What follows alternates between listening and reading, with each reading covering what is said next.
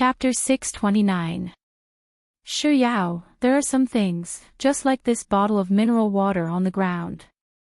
Once it shatters and the water spills, it's impossible for it to return to its original state. There are some things, just like this jacket in my hand. Even if it's torn, it'll still be able to be worn after some mending. It was only after she returned to her dormitory room that she finally understood the meaning behind his words. She had replied to his message, and when she realized that she had guessed correctly, he was indeed trying to coax her, and for an instant, she felt very touched and warm. Back then, she had even mocked him. If she remembered correctly, she had sent him a very long message, saying that his way of coaxing others was a little coquettish on the inside. She even said that he would never be able to return to his original state once the glass bottle shattered and the water spilled. In the end, she even told him gleefully that it was fortunate that she was smart. If it had been anyone else, they wouldn't have been able to figure out what he was doing. Back then, she truly thought that she had understood the meaning behind his words. Later on, when he asked her if there was anything else she wanted to say, her heart ached for the water, and she spouted a bunch of nonsense, saying that 24 renminbi of water could buy you a lot of delicious food. Eventually, he replied with a, "It's getting late, you should go to bed," and that ended the conversation that night. It wasn't until today that she finally realized that the reason why he had questioned her that night was because she had only understood the first half of what he had said. She hadn't understood the second half of what he had said. The first half of his sentence, smashing the bottle of mineral water, was referring to Liang Mumu, and the second half, even if the clothes were to be torn, they could still be worn after some mending, was referring to himself. So, from that moment on, Lin Jiej had already been regretting, feeling guilty, and vexed over the vicious words he had said to Liang Mumu. An indescribable warmth suddenly crept into Shu Yao's heart. Paying no heed to Liang Mumu's words, Shu Yao suddenly spoke up softly, "Indeed. There are some people who can never return to the past, but there are some people who can start from the beginning again." Shu Yao's voice was a little soft, so Liang Mumu didn't hear her clearly. Thus, the words at the tip of her tongue stopped and she asked, "Yao Yao, what did you say?" Immersed in her own thoughts, Shu Yao ignored her. Liang Mumu spoke once more, "Yao Yao." Even though she had no idea what Liang Mumu had just said to her, she could roughly guess what it was. She stared into Liang Mumu's eyes and replied nonchalantly, "I said, he can go back, but you can't." Liang Mumu frowned, "What do you mean?" "Yao Yao, do you mean that you still won't forgive me?" "It's all right, I'm willing to wait." This time, Shu Yao didn't allow Liang Mumu to continue rambling on, so she interjected, "You can wait if you want. It has nothing to do with me anyway." Shu Yao's calmness and decisiveness seemed to have shocked Liang Mumu.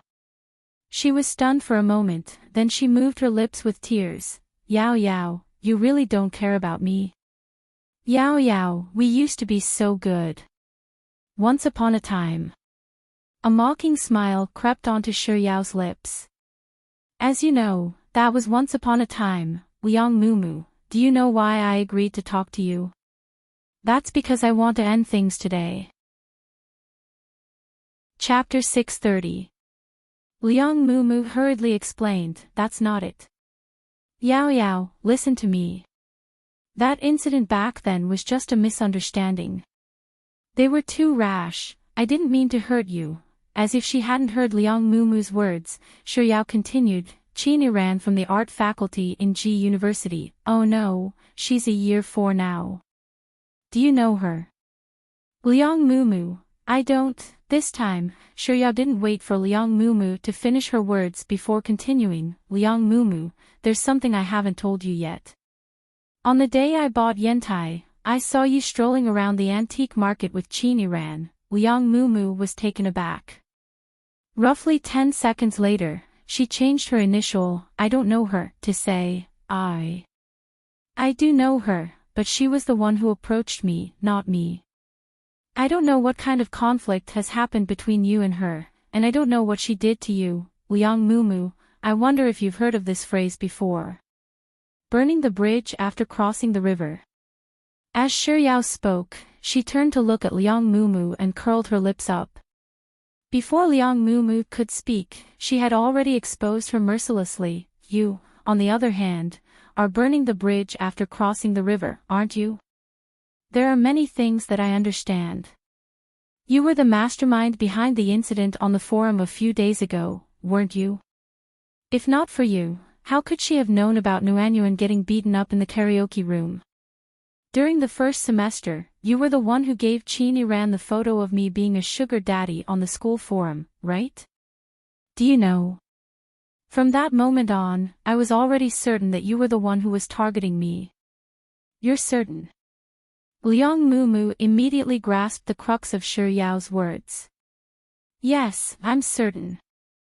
Yao stared fixedly into Liang Mumu's eyes and said, Qin Ran is just an idiot. Do you really think that she'll be able to stir up any trouble? From the start to the end, I knew that you were the mastermind behind all of this.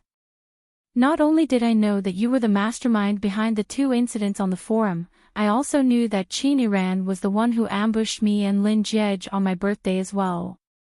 That afternoon, I saw you at the shopping mall. You were shopping with 2 girls, and those 2 girls happened to be the ones who spoke ill of me in the washroom of the Golden Resplendence back then. I remember very clearly that day, you sent me a message asking me why I didn't invite you out to play with Lin Jiej. When I came out from the washroom, I heard the others talking about me, saying that not many people knew that I was Lin Jiej's fiancé, so how could they know so much about it? I couldn't help but feel suspicious about it. After returning to the private room, you said that you wanted to play a game, but in the end, I ended up kissing Lin Jiej. I didn't expect Lin Jiej to really kiss me. At this very moment, Liang Mumu stared at Shuyao, unable to say a single word. In contrast to Liang Mumu's shock, Shuyao was as calm as still water. Liang Mumu, do you think that I'm only good at eating? That I don't know anything at all? I know that you didn't accidentally let Grandpa Lin know that Lin Jiej was going to cancel our engagement. I also know that you intentionally brought up Han Jing's name in Grandpa Lin's ward so that Grandpa Lin would misunderstand me. I also know that you were the one who arranged for me to meet Lin Jiej in the elevator when you invited me out for a meal at SKP back then. Chapter 631. As Shuyao said those words, Liang Mumu's tear-stained face began to tremble uncontrollably. Shuyao knew that Liang Mumu had been shocked by her words, and she wasn't able to say anything for the time being. Thus, she maintained her unhurried tone and continued. I also know that from 6 years ago, from the very start, you've never treated me as a friend. So, when Liang Mumu apologized so passionately earlier, she must have taken her for a fool once more. 6 years ago, Liang Mumu had pretended to be good friends with her, but in truth, she had been lurking by her side, waiting for an opportunity to kill her in a single move. Now that her plan had failed, she was using the excuse of getting back together with Liang Mumu to complain tearfully to her. She must have felt that Lin Jiej was treating her differently from before, so she wanted to make use of her to get closer to him. But it was a pity that Liang Mumu had still underestimated her. She had been foolish once, but that was a mistake that everyone made. However, that didn't mean that she would continue to be foolish like that. So, there's really no need for you to apologize to me. You and I both know what you're thinking behind your apology. Shuyao lowered her eyelids. It's not like I didn't give you a chance. On the night of Mother's Day, I intentionally pretended to be drunk to give you a chance. But you didn't want it. You insisted on doing it. That day, when you appeared in the hotel room with Auntie Lin and Sis Jai, I already knew that you and I. Shuyao suddenly raised her head, and her tone became much sharper than before. The next time we meet, we'll be mortal enemies. Liang Mumu's face immediately paled. She really didn't expect that her humble apology would fail to win Shuyao's forgiveness. She was clearly a foolish existence. Why did she suddenly become so foreign to her? It was so foreign that she felt like she had never truly understood Shiryao before. After saying everything that needed to be said, Shiryao stared at Liang Mumu, who was slowly unraveling her disguise, and she felt that the current Liang Mumu was no longer as disgusting as before. However, this didn't have much to do with her anymore. It was about time for her to leave. With such thoughts in mind, Shiryao said, "I've said everything that needs to be said. If there's nothing else, I'll be taking my leave." Without waiting for Liang Mumu's response, Shiryao had already stood up. In Liang Mumu's eyes, her nonchalant and leisurely actions seemed to be filled with mockery. Having failed in her scheme, Liang Mumu was already filled with resentment, and seeing Shiryao behaving in such a manner only served to further enrage her. "Shiryao, you were criticizing me earlier, saying that I've been harboring evil intentions whenever I'm by your side, but what about you? Aren't you the same as me? They both have ulterior motives. You keep saying that you don't like Lin Jiej, but what's the truth? Not only did you have a meal with Lin Jiej, you even moved into his house. You even told me that you wanted to annul your engagement with Lin Jiej, but look at it now. Did you break off the engagement? Don't think that I don't know that the Lin clan is already preparing for your marriage to Lin Jiej. You've always been lying to me. You said that I've never been sincere to you, but what about you? Aren't you the same for me? We're each other." Chapter 632. I was serious when I told you that I wanted to annul my engagement with Lin Jiej, and it's also true that I don't like Lin Jiej. I have my own life, and I have someone I want to love. At this point, Shiryao realized that she had said too much, so she quickly shut her mouth. A moment later, she lowered her gaze and smiled. "Forget it, there's no point in telling you all this anyway." Just a moment ago, Shiryao had stopped speaking, and in the next moment, she was already walking forward. After hanging up the call, Lin Jiej turned around to look at the dining table behind him, but Shiryao wasn't there. Thinking that Shiryao had probably gone to the washroom, Lin Jiej pulled out a chair and sat down. Roughly 10 minutes later, seeing that Shiryao wasn't back yet, he took out his phone and gave her a call.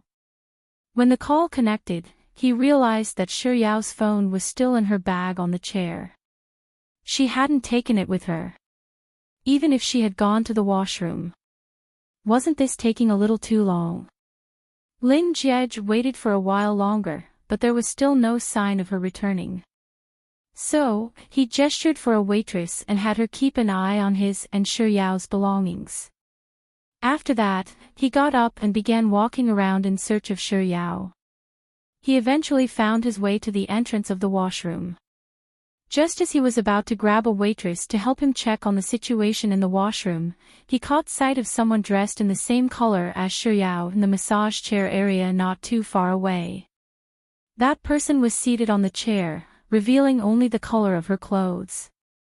Lin Jiej decided to give it a try, but before he could even enter the massage chair area, he would see Liang Mumu sitting on the massage chair. Liang Juxi's cousin. Didn't she return to the countryside? Why would she be in Beijing? Lin Jiej frowned. Following which, he saw the person dressed in the same color as Shiryao stand up. He really tried hugging her. Ah, it's really Shiryao. But why would she be together with Liang Juxi's cousin?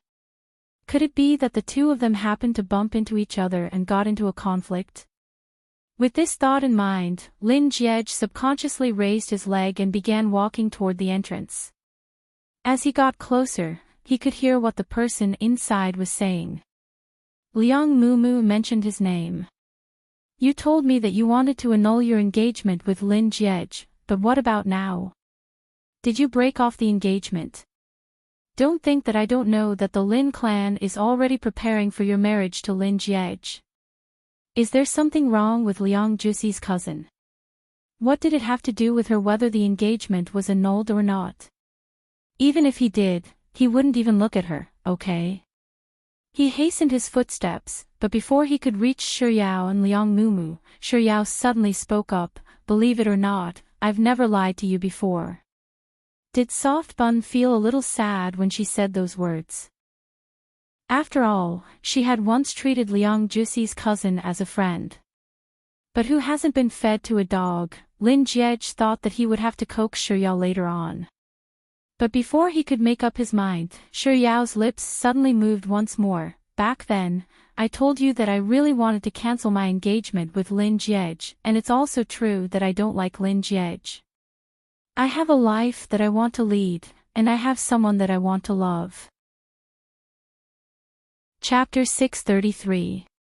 He knew that she wanted to call off the engagement with him back then, and he also knew that she didn't like him all this while.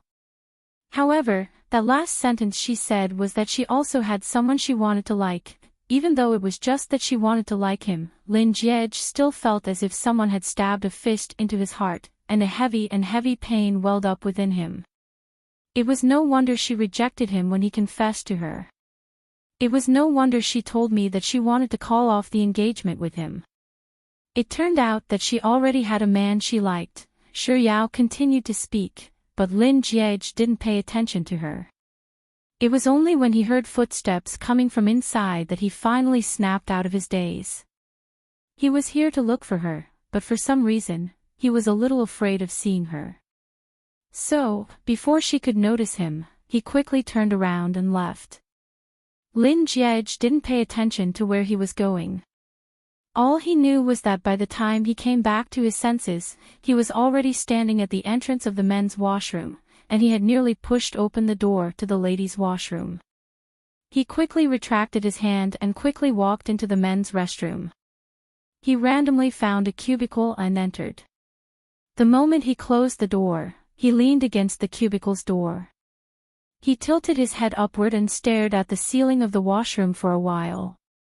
For some reason, his eyes felt a little sore and painful. He didn't know how long he had been standing in this position like a statue. All he knew was that he was jolted out of his daze by the sudden knocking on the cubicle door behind him. "Brother inside, your phone has been ringing non-stop." Lin Jiej didn't say a word. He lowered his head and took out his phone, only to see a row of missed calls. All of them were from Shuyao. Soon, Shuyao's caller ID appeared on the screen once more. He stared at the screen for a while longer, but he didn't pick up the call. Instead, he switched his phone to silent mode and stuffed it back into his pocket. Maintaining his previous posture, he leaned against the door for a while longer before he slowly straightened his body, opened the door behind him, and walked out. Standing in front of the sink, Lin Jiej glanced at his reflection in the mirror, and he could clearly see that his eyes were slightly reddened. He turned on the faucet, grabbed a handful of cold water, and washed his face. Then, he looked in the mirror again and smiled.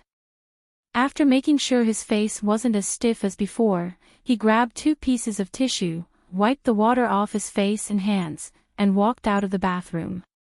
With a single glance, he saw Shuyao standing in front of the French window, anxiously trying to call him over the phone. He stopped in his tracks and stared at her for a while before he lifted his feet again and walked over. When he stood in front of her, she sensed that someone was approaching. She looked up, and when she saw him clearly, the anxious expression on her face immediately relaxed. "Where did you go?" "We're about to board the plane. I've called you so many times, but you didn't pick up." "I see." Hearing Shuyao's words, Lin Jiej took out his phone from his pocket and took a look at it. Then, with an indifferent tone, he said, "I accidentally muted my phone. I was in the washroom earlier." After hearing Lin Jiej's explanation, Shuyao replied with an "oh," before urging Lin Jiej to hurry up and board the plane. "There's only 10 minutes left before the plane's doors close. We have to hurry up." Chapter 634. As soon as they boarded the plane, Lin Jiej leaned against the back of his seat and closed his eyes. Seeing that Lin Jiej had fallen asleep, Shuyao didn't disturb him. Instead, she sat down beside him and watched a drama series that she had downloaded in advance with her earphones on. After eating their in-flight meal, she fell asleep as well. By the time Shurya woke up, the plane had already begun its descent. Lin Jiej was still sleeping beside her. Shurya didn't rush to wake Lin Jiej up.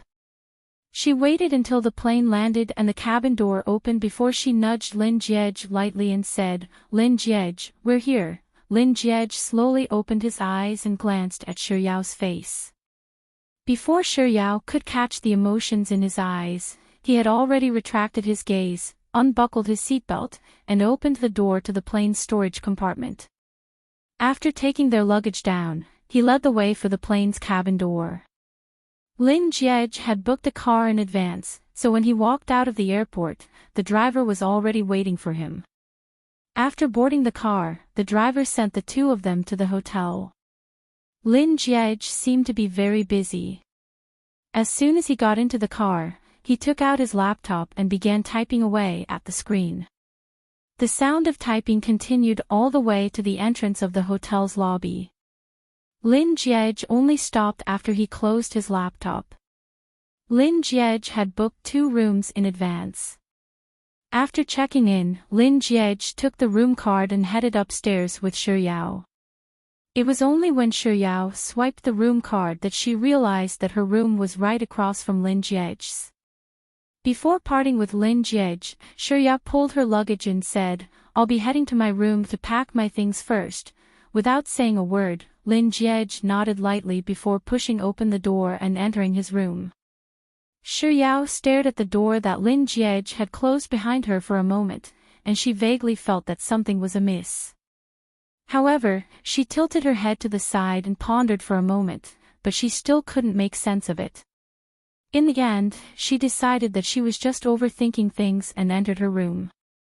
Shurya washed her face and changed her clothes before taking a look at the time. It was already 7:00, so she picked up her phone and sent a message to Lin Jiej. "What are we going to eat tonight?"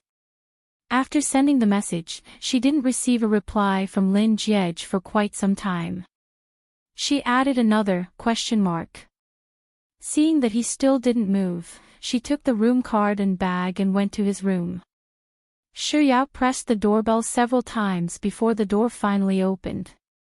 She had thought that since Lin Jiej hadn't opened the door for such a long time, he might have been bathing or sleeping. Who could have thought that he would be the same as when they had parted ways earlier? He didn't turn on the air conditioner, but the windows were open. The bed in the room was very tidy, as if he hadn't sat on it or lied on it. There was nothing in the room that had been touched. His suitcase was placed at the door, unopened. After taking a look at the situation in Lin Jiej's room, Shurya couldn't help but frown. It was obvious that he hadn't done anything after entering the room. So why hadn't he replied to his messages or opened the door for such a long time? Shurya couldn't voice out the doubts in her mind. It just so happened that Lin Jiej was glancing down at his phone and glancing at the contents of her message. As if knowing what she was thinking, he replied, "I just received a call." Chapter 635. Hearing Lin Jiej's explanation, Shurya didn't think too much about it. She took the elevator with Lin Jiej and headed to the hotpot restaurant. However, this wasn't the first time she had noticed that something was amiss with Lin Jiej, so she paid close attention to him throughout the entire meal. Other than being unable to eat too much spicy food, he didn't seem to be too different from how he usually was. By the time they were done eating the hot pot and returned to the hotel, it was only 8:30. After returning to their respective rooms, Shurya went to take a shower to wash away the smell of the hot pot. Suddenly, she felt a craving for fruits, so she took out her phone and ordered a takeaway. Around 20 minutes later, the takeaway arrived. After Shurya went downstairs to get the fruits, she didn't return to her room to eat alone. Instead, she knocked on Lin Jiej's door. Just like when she came to look for him earlier in the evening, no one answered the door. She pressed the doorbell a few more times, but there was still no response. Perplexed, she returned to her room. She put down the fruits, picked up her phone, and gave Lin Jiej a call. No one picked up. So, she sent a message, Lin Jiej. I've been knocking on your door for so long, why aren't you opening it? Lin Jiej, I bought some fruits. Do you want some? Lin Jiej, are you taking a shower or busy? Remember to reply to my message when you see it. Oh. You're ignoring me for so long. Are you asleep? Alright then, I'll eat it alone. After sending Lin Jiej a few more messages, Shuyao still didn't get a response from him. So, she opened the takeaway, grabbed a fork, and sat in front of the floor-to-ceiling window, enjoying the night view while eating the fruits. It was still early, so she didn't feel sleepy at all. After finishing a quarter of the fruits, she logged into the game.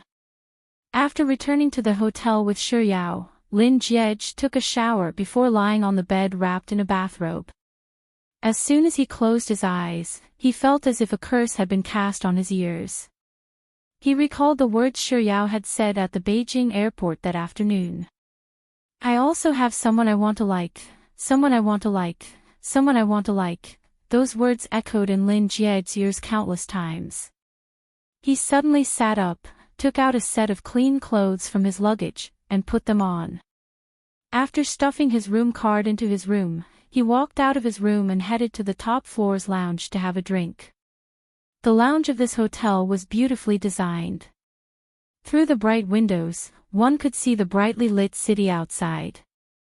While listening to the elegant music, Lin Jiej admired the night view below as he sipped on his wine.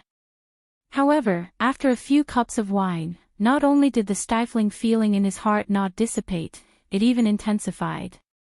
He didn't know how long he had been here alone. The phone screen that he had placed on the table lit up. It was a call from Shuyao, but he didn't pick up the call. Instead, he gulped down a glass of wine. After he put down the wine glass, his screen lit up once more.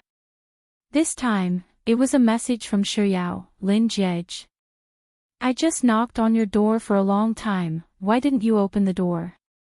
Why did she knock on his door? For a split second, Lin Jiej was just about to reply to her message when he saw her new message, Lin Jiej, I bought some fruits. Do you want some? Don't eat it. Lin Jiej continued drinking, and soon after, he received 2 more messages from her. This time, he didn't even look at it. After he finished the wine on the table, he raised his hand and called for the waiter to bring more wine. The screen lit up again. Chapter 636. He instinctively turned to look at his phone, but before his gaze could land on the screen, he suddenly froze. As if oblivious to the fact that his phone screen had lit up, he turned to the waiter and pointed to a bottle of wine on the table and said, "Another bottle." After the waiter left, Lin Jiej stared blankly at the night scenery outside the window. It wasn't until the waiter brought the wine over that he finally retracted his gaze and glanced at the dark screen of his phone for a moment before pouring himself a glass of wine. After finishing it in a single gulp, he placed the glass down and continued pouring himself another glass of wine. This time, he raised the glass to his lips and took a small sip before putting it down again and picking up his phone. Lin Jiej, are you taking a shower or busy? Remember to reply to my message when you see it. Oh. You're ignoring me for so long. Are you asleep? Alright then, I'll finish it alone. After reading the 2 more messages from her, Lin Jiej wanted to reply to her, but after tapping on the keyboard twice, he deleted the words that he had typed out and exited the message window. There was also a notification on WeChat. After tapping on it, he realized that someone from the Sexy and Frisky group had messaged him. There were already dozens of messages in there. Holding his phone in one hand, he swiped his finger across the screen and browsed through them one by one. Yao loves ice cream, everyone. Does anyone want to play? Tide, nope, I'm having supper with my wife. Juice, let's finish this bowl of dog food, and we'll still be good friends. Yao loves ice cream, this round of dog food, I'm swallowing it whole. Expert of the monkeys, shared a game room in the group, come on, let's play. Perhaps due to Shi Yao and Lu Benlai entering the game, the group fell silent. Just as Lin Jiej was about to exit the group chat, a new message popped up on the screen. Juice, boss, we're lacking one player. Are you coming? Ignoring Lu Benlai, Lin Jiej was just about to exit WeChat when another notification popped up. This time, it wasn't a message from someone in the Sexy and Frisky group. Instead, it was a private message from Shi Yao, Guru, do you want to play? No way. Lin Jiej grumbled in his heart as he raised his wine cup and gulped down all of the wine in it. By the time he put down his wine glass, a new notification had popped up on his screen. It was the game room that Shi Yao had shared with him. Lin Jiej averted his gaze away and refilled his glass once more. After which, he gulped down the wine in his glass once more. This time, after putting down the glass, his fingers fell straight onto the screen of his phone. After entering the game, Lin Jiej didn't say a word to Shi Yao, Lu Benlai, and Xie Shangzhou. Zhang Xian was a reticent gamer, so the trio didn't think that there was anything wrong with his words. After Zhang Xian was done preparing, Lu Benlai, the owner of the house, tapped on the button to start the game. Chapter 637. Juice, boss, why aren't you getting in my car? I'm really sad, woo, expert of the monkeys, you're disgusting. You're a grown man, so why are you crying? Do you believe me when I say that I'll kill you with a single punch? Juice, I'm doing it willingly. What do you have to do with your grandpa? Whoa! Expert of the monkeys, it's no wonder boss isn't getting in my grandson's car. Even I'm tempted to put justice before family. Not only was Lin Jiej used to Lu Benlai and Xie Shangzhou bickering over the slightest disagreement, even Shi Yao was so calm that it was as if the two of them were talking about, did you eat today? What did you eat? Or something as simple as that. It didn't take long for the car to catch up to Lin Jiej, and it slowed down to follow him. Expert of the monkeys, boss, get in, Juice, didn't say a word, but he continued to press on the car's horn. On the other hand, Lin Jiej turned a deaf ear to the noises coming from the other end of the phone. Maintaining a straight line, he continued running forward. Yao loves ice cream, that's weird. Why isn't the guru getting in the car? Is it because his voice isn't on, so he can't hear us? Expert of the monkeys, that makes sense. Yao loves ice cream, let me type and ask him. A second after Shi Yao said those words, Lin Jiej saw a line of words appear on the screen. Yao loves ice cream, guru, get in. Ignoring her, Lin Jiej continued driving forward. Expert of the monkeys, that's weird. What's wrong with our boss? Could it be that he's not in the car because he's on autopilot? Juice, wait for me to knock our boss over. It's not like he'll die from an accident. Lu Benlai's words sounded in Lin Jiej's ears through the earpiece. In the game, Lin Jiej was standing on top of a car. Just as Lin Jiej was about to jump back to the ground, a gunshot came from the southwest direction, piercing through his level 3 helmet and knocking him to the ground. Juice, damn, there's someone in the southwest direction. Expert of the monkeys, get out of the car, get out of the car. Hide behind the car. Boss, crawl over here and let Sis Yao save you. Juice and I will torture them. After being knocked down, Lin Jiej happened to land in a safe position behind the car. Shi Yao seemed to have heard Xie Shangzhou's instructions.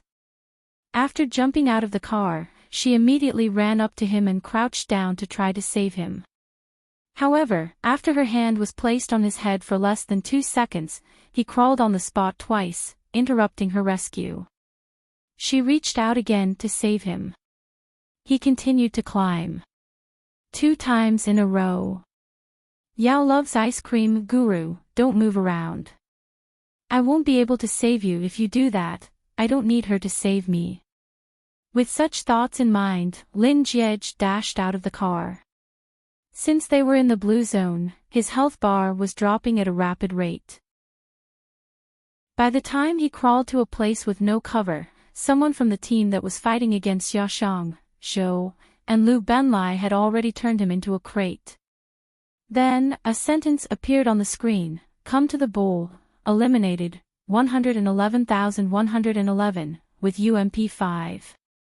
Juice, there's something wrong with our boss. Expert of the monkeys, there's definitely something wrong. Chapter 638. Juice, babe. Expert of the monkeys, are you trying to coax me? As the two of them asked the same rhetorical question, a merciless laugh came from the headset. Juice, sis Yao. That's the funniest and most ridiculous thing I've ever heard to describe our boss. Expert of the monkeys, same here. Juice, sis Yao, can I interview you for a moment? How in the world did you manage to equate the word babe with our boss? Expert of the monkeys, coax me. What kind of person is our boss? He's a cold and aloof person, so how did he become coaxing me?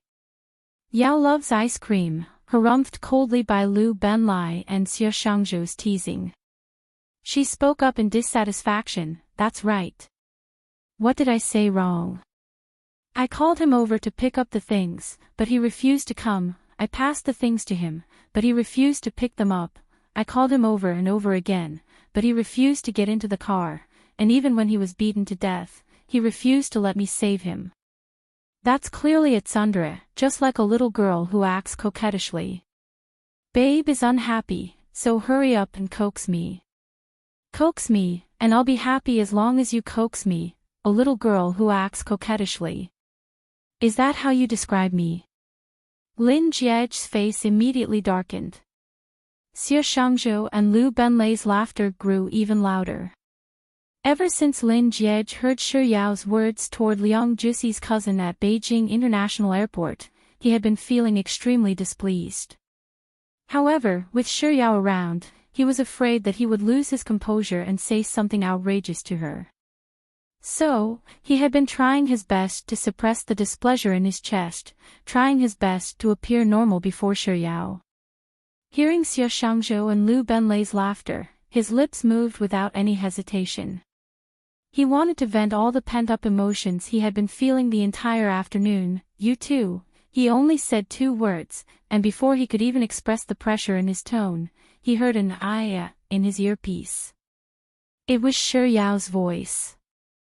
Without any hesitation, he immediately shut his mouth. SSSS, it was from Shi Yao again. Before Lin Jiej could say anything, Xie Shangzhou, who had also noticed that something was amiss, asked, Sis Yao, what's wrong? Shi Yao only managed to utter a single word before she sucked in a cold breath. Then, she heard the dull sound of something falling to the ground. Then, it sounded like a phone had fallen to the ground. Sis Yao. Sis Yao. Sis Yao. Yao Shi, however, there was still no response from Shi Yao. Lin Jiej abruptly shot to his feet, but due to his excessive strength, he knocked into the table in front of him, knocking over a bottle of wine and splattering alcohol all over his body. Paying no heed to it at all, he called out with a slightly hoarse voice, "Attendant." Then, without waiting for the attendant to respond, he said, "I'll pay the room bill," before rushing over to the front desk, signing his name, and making his way to Shi Yao's room. He pressed the doorbell several times, but no one came to open it. He had to run back to his room and call the front desk. It had only been 2 minutes since he hung up the phone, but he had already rushed the front desk several times.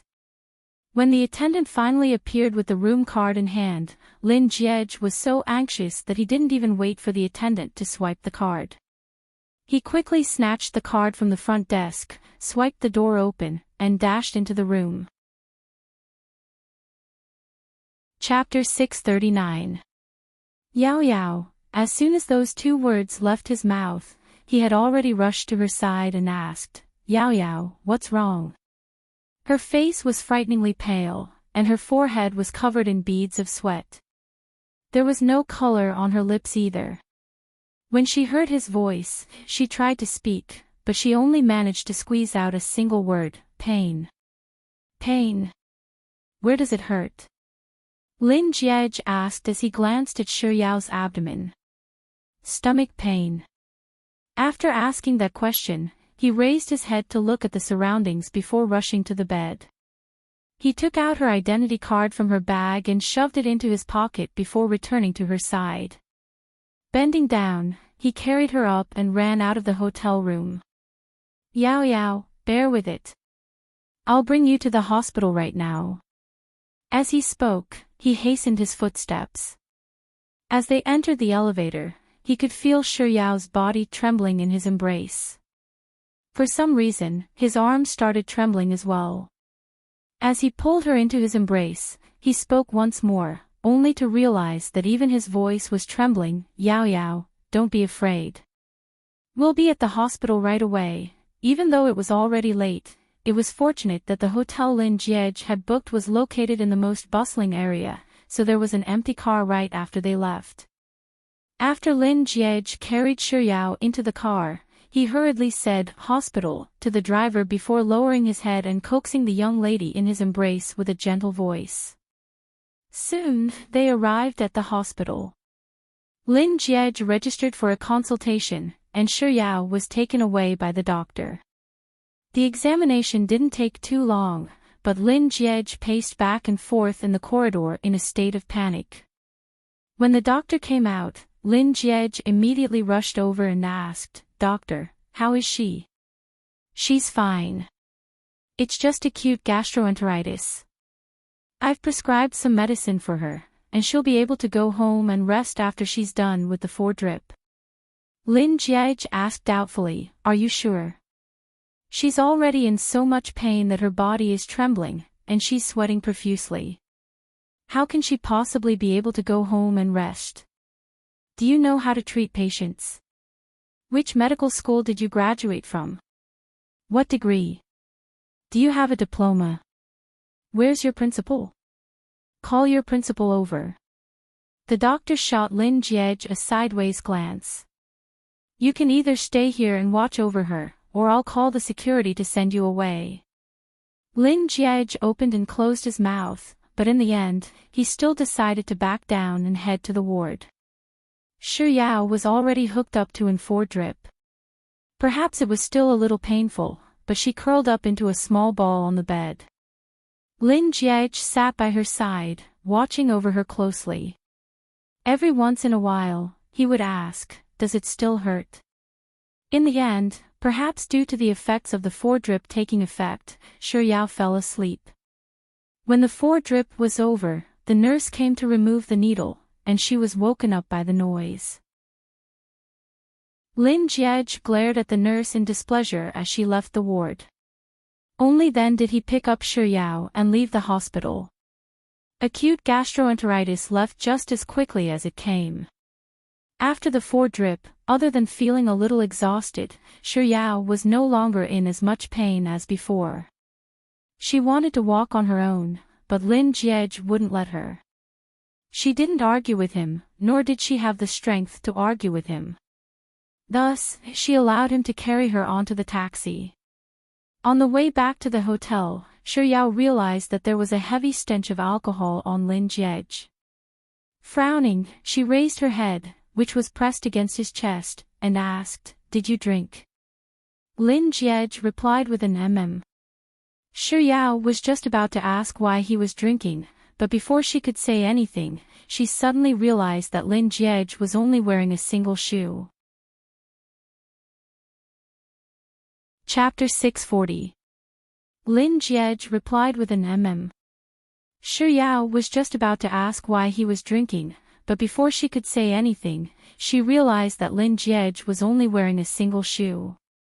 His feet were covered in dirt, and there were many places on his feet that were stained with blood. From the looks of it, he must have been walking barefoot for a long time. Did he lose his shoe while carrying me to the hospital? In an instant, an indescribable emotion filled Yao's heart. She stared at his feet for a long while before she finally moved her fingers. Then, she realized that his clothes were terribly wet. She frowned and turned around. His usually clean and tidy white t-shirt had a large patch of water on it. As he was relatively close to her, she moved her head closer to the patch of water, and she caught a whiff of the strong stench of alcohol on his clothes. In just a few short seconds, Yao realized that his clothes weren't drenched by water but by the wine that had spilled on them. She had stayed with him for a month, so she had a good understanding of his daily habits. He loved cleanliness to the point that it made one's hair stand on end. Yet, he was actually willing to accompany her in the hospital for several hours while wearing dirty clothes. Staring at the patch of water on Lin Jie's clothes, Yao couldn't help but tighten her grip on them as she bit her lips. Lin Jie, who was hugging her, noticed the slight stiffness in her body, so he lowered his head anxiously and asked, "What's wrong? Does it hurt again? I told you that the doctor is a quack."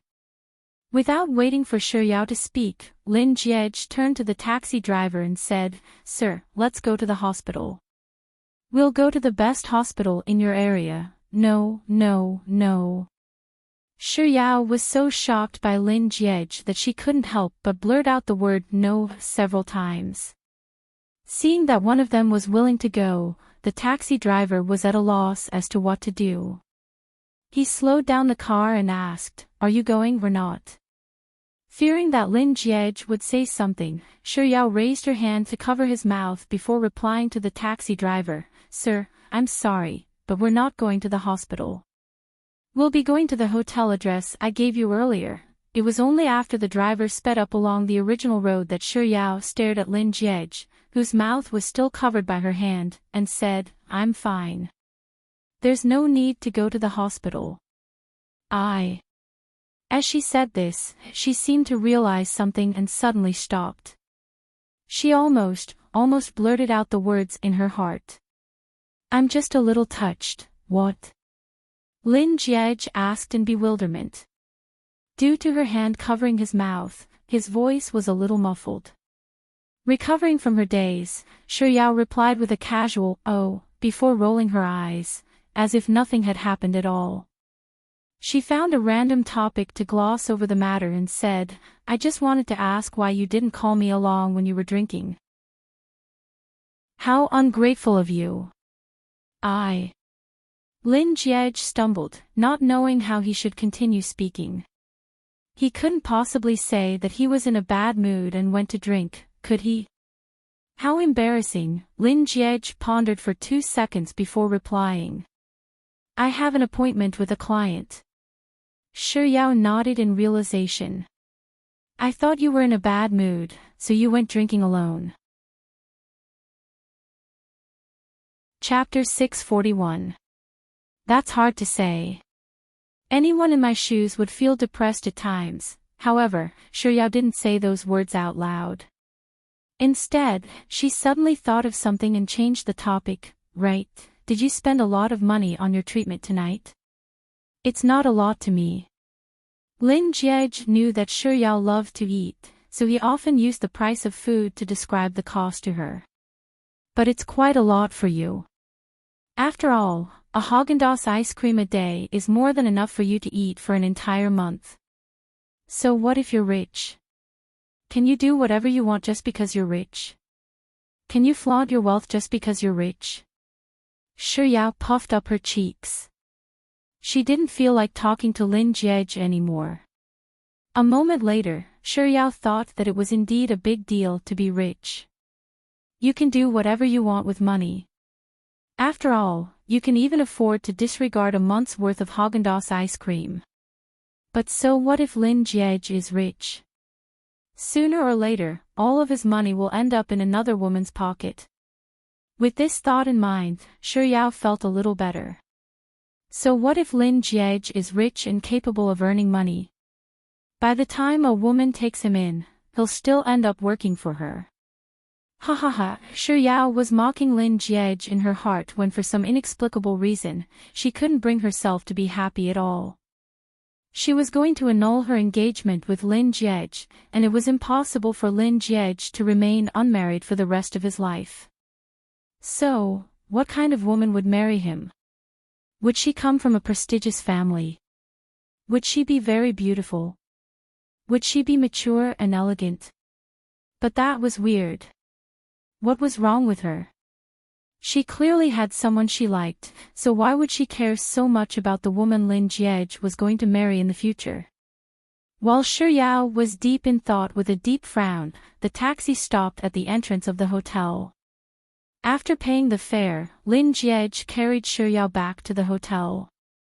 He carefully placed her on the bed before asking, "Do you feel any discomfort?" Shi Yao shook her head. "I'm fine." "Are you sure?" Shi Yao asked impatiently. "I'm really fine." He raised his hand and stroked her head, saying, "You should rest for now. I'll head back to take a bath, and I'll come back to see you later." As if an agitated kitten had been pacified, Shi Yao replied with a gentle "mem."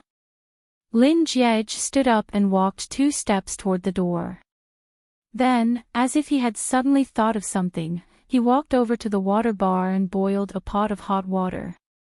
After pouring a cup, he placed it on the bedside table beside Shi Yao and said, "Drink some hot water first." "I'll be right there." After Shi Yao nodded her head obediently, Lin Jiej took one of her room cards and left. After sleeping for a few hours in the hospital, Shi Yao didn't feel as sleepy as before when she returned to the hotel.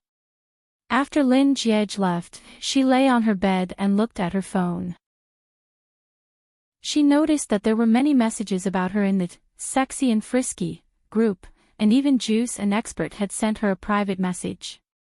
It was only then that she remembered that she had suddenly felt a stomachache in the midst of playing. She hurriedly sent a message to Expert of the Monkeys, "I'm fine." Chapter 642. It didn't take long for Juice and Expert to respond to Shi Yao's message. Mr. Numbers was the only one who didn't respond. As it was getting late, Shi Yao thought that Mr. Numbers was already asleep, so she exited WeChat after chatting with Juice and Expert. She first went online to search for the price of the hotel she was staying at. Then, as if fearing that she would forget about it, she grabbed her bag, took out a small notebook, and began writing on it. Barely after she finished writing, her phone suddenly rang. She put down her pen and looked at her phone. Mr. Numbers had replied to her WeChat message. Less than 111,111, on. What a simple reply. Shi Yao gritted her teeth and pondered for a moment. In the end, she decided not to reply to Mr. Numbers' message. Shortly after she put down her phone, it suddenly rang again. "How did you spend the National Day holiday?" Shi Yao didn't think too much into it. She thought that Mr. Numbers was just having a casual chat with her, so she tapped on the screen and replied, "I came to Chengdu to eat." After his bath, he saw that Shi Yao had sent Lin Jiej a WeChat message, so he casually replied to her 2 messages before starting to blow-dry his hair. Every now and then, he would pause to reply to Shi Yao's messages. When he saw the words "Chengdu to eat," Lin Jiej couldn't help but curl his lips. Soft Bun is indeed different from the rest. Others come to Chengdu to play, but she comes to eat. Then, he replied to Shi Yao with a doting "oh."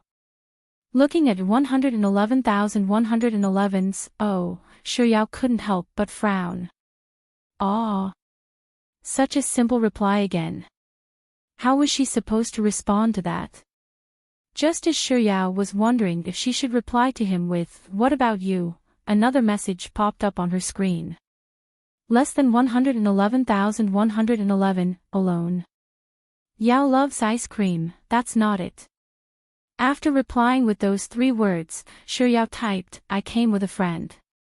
But before she could hit send, Mr. Numbers had already replied to her message, "With your fiancé?" She hesitated for a moment before retracting her finger that was just about to send. She deleted the words she had just typed and replaced them with a on. 111,111, not bad, a couple's holiday. Upon seeing those words, Yao's hands trembled, and she nearly smashed her phone onto the bed.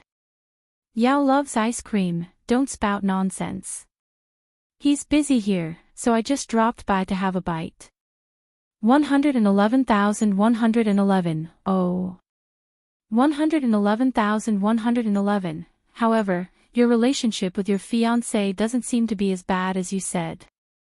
It took Yao a moment to process what was going on, so she replied with a question mark. Less than 111,111, didn't you tell me before that your fiancé wouldn't like someone like you? You even said that he likes girls with long legs, big breasts and a sweet voice. You also said that what he values most isn't a woman's face but a woman's butt. You also said that he's mentally unhealthy and that the probability of you being together with him is 0. Reading those words, Yao immediately understood Mr. Numbers' intentions. In truth, she was the one who had told Mr. Numbers those words. She had spoken ill of Lin Jiej many times in the past, but for Mr. Numbers to repeat them verbatim to her, she couldn't help but feel a little uncomfortable. Perhaps it was because she hadn't replied for some time, but Mr. Numbers sent another message, question mark. Chapter 643. Yao blinked her eyes blankly.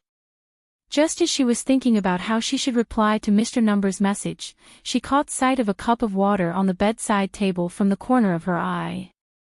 There was no longer any steam rising from the boiling water in the cup, but Yao could still feel the warmth of the water through the cup. Not too long later, she retracted her hand and typed a line of words on her phone screen before sending it back to Mr. Numbers, that. Can you please forget about the words you just sent me? 111,111, question mark. 111,111, if I'm not mistaken, you're the one who told me those words. Why do you want me to forget them? Yao choked on her words, not knowing how she should reply to Mr. Numbers' message. However, she couldn't just leave it at that. She racked her brains for a moment before replying in an unreasonable manner, I'm the one who told you those words, but you mustn't forget them. In any case, you can forget them and pretend that I've never said those words to you. Today will be the last time. You mustn't mention them to anyone in the future. If I find out, she didn't know Mr. Numbers in real life, so her usual threat of, I won't eat with him, was completely ineffective against him. After pondering for a moment, Yao decided to switch to another threat. I curse you. Be careful not to starve to death. Be careful not to starve to death. Those words sound so familiar. Staring at the screen, Yao tilted her head and pondered for a moment. Then, she recalled the first time Lin Jiej asked her to meet him in the forest behind her dormitory. He'd ruined 4 of her cakes, and she'd replied angrily to him. For some reason, recalling that incident, Yao didn't feel as angry as she had back then. Instead, she felt an inexplicable urge to laugh. As she stared at the screen of her phone, her eyes turned soft and curled up. After blow-drying his hair and changing his clothes, Lin Jiej walked out of his room in his hotel slippers. Just as he was about to enter Yao's room, the phone in his hand suddenly vibrated. Lowering his head, he saw the long message that Yao had sent him. When he saw the words be careful not to starve to death, his footsteps came to a halt.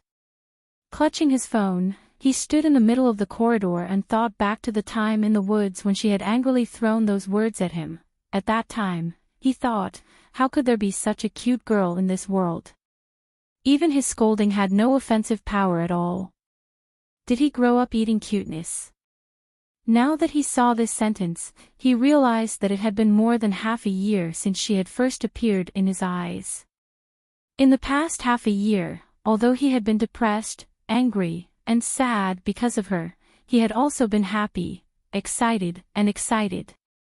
The myriad of emotions were far more exciting than those he had experienced in the past 18 years. It was as if he was once a piece of white paper, but because of her appearance, it became a colorful painting. Lin Jiej stood on the spot for a moment before a sentence suddenly appeared in his mind. He hadn't known her for that long, but in this period of time, to him, both you and I are beautiful. A layer of warmth crept into Lin Jiej's eyes. It took him a long while before he finally recovered from his daze. Tapping his finger on the screen, he replied to her message, "Looking at your posture, I see these 4 words. Yao loves ice cream, those 4 words." Chapter 644. Protecting her husband.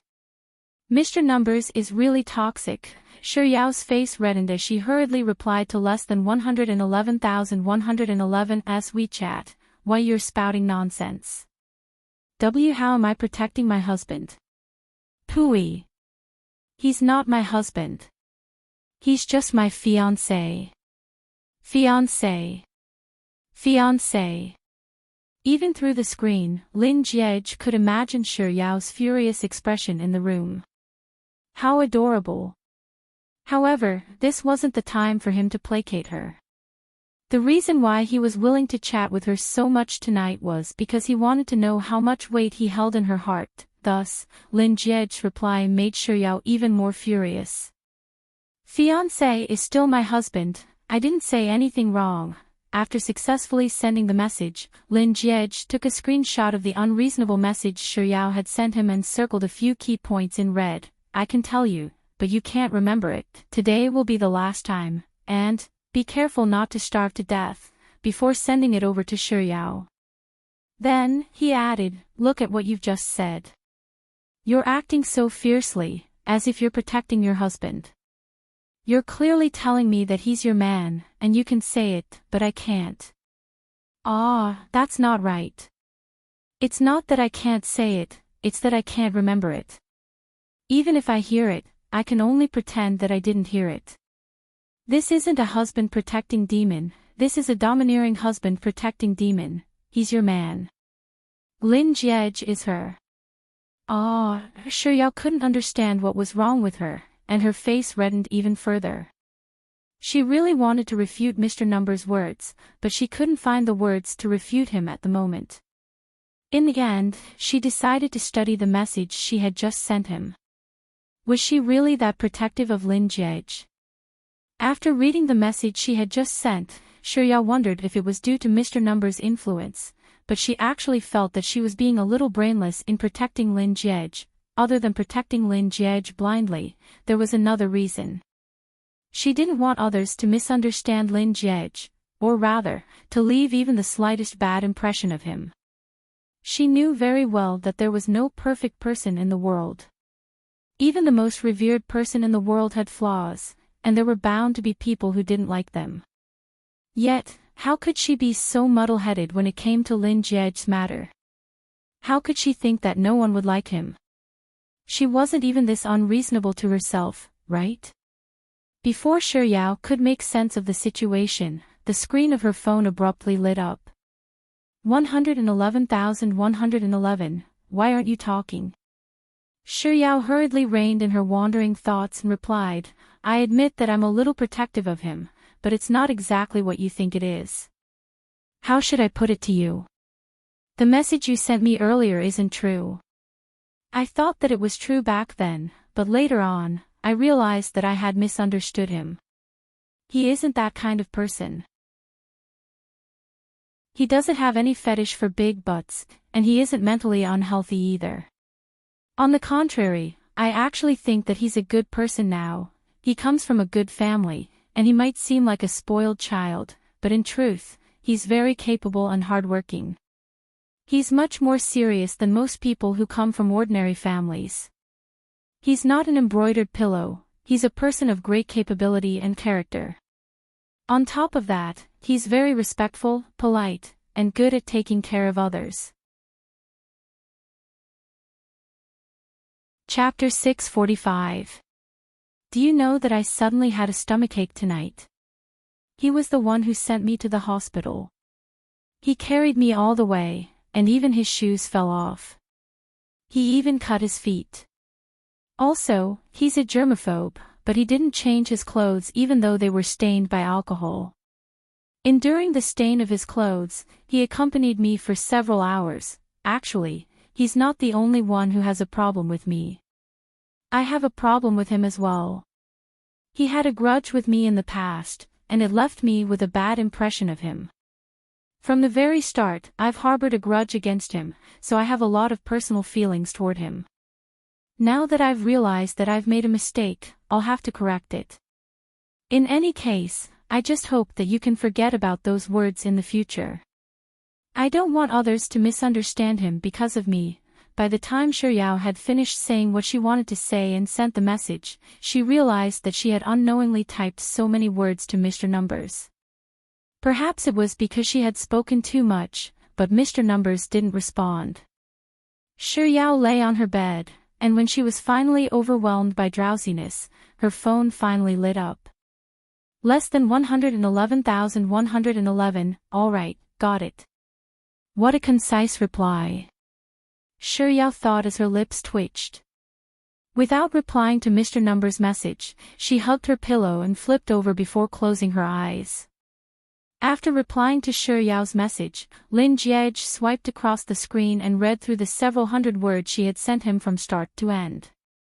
He read it very seriously, as if he was picking at the words, engraving them into his heart one by one. When he finished reading that long paragraph of text, he could no longer hold back the smile that surfaced on his lips. He had only wanted to test how much weight he held in Soft Bun's heart, but who could have thought that he would end up with such an outcome? It turned out that Soft Bun's view of him had changed so much. One must know that he thought that it would take a very, very long time before he could move her heart, but from the looks of it now, there was no need for him to feel so upset after hearing her words at the capital airport.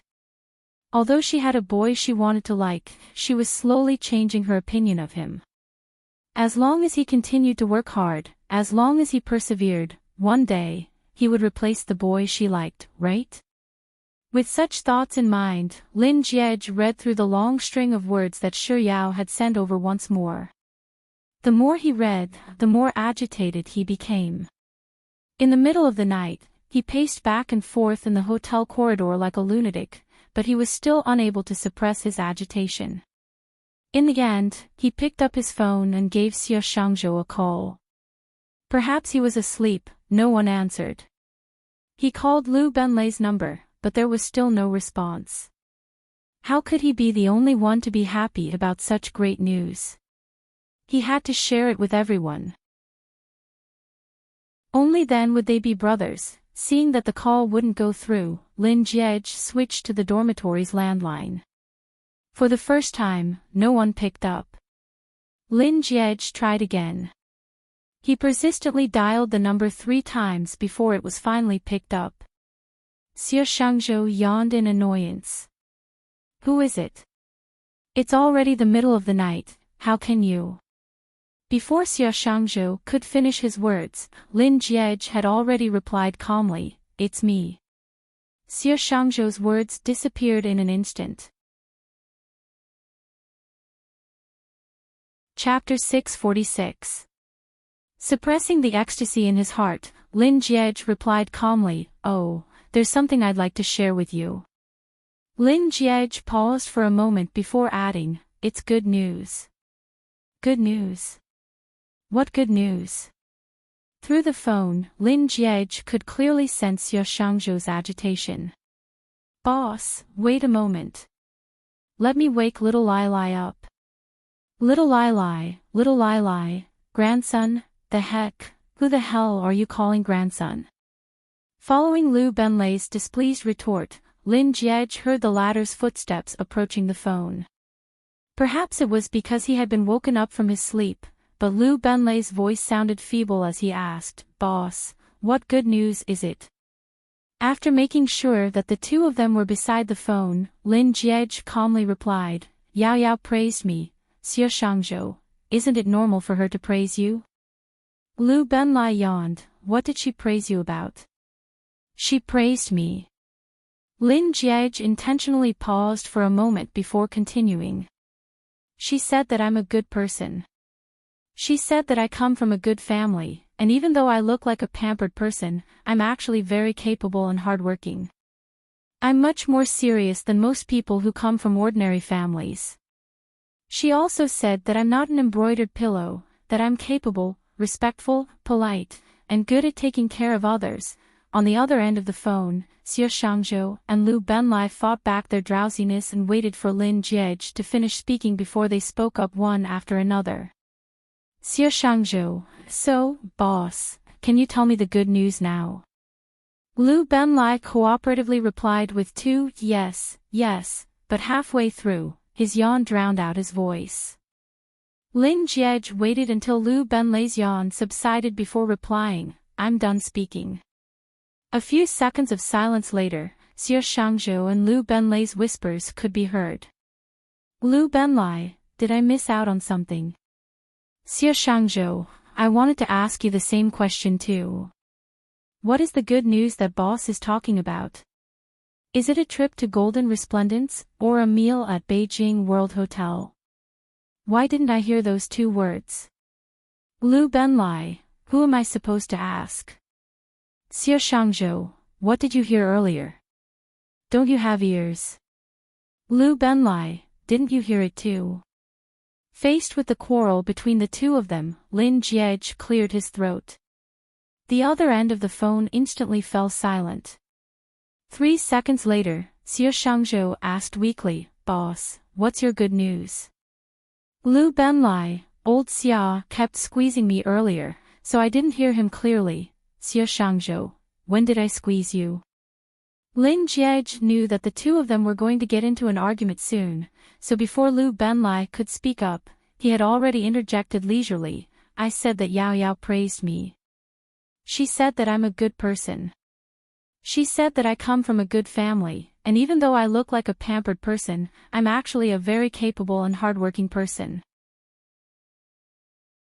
I'm much more serious than most people who come from ordinary families.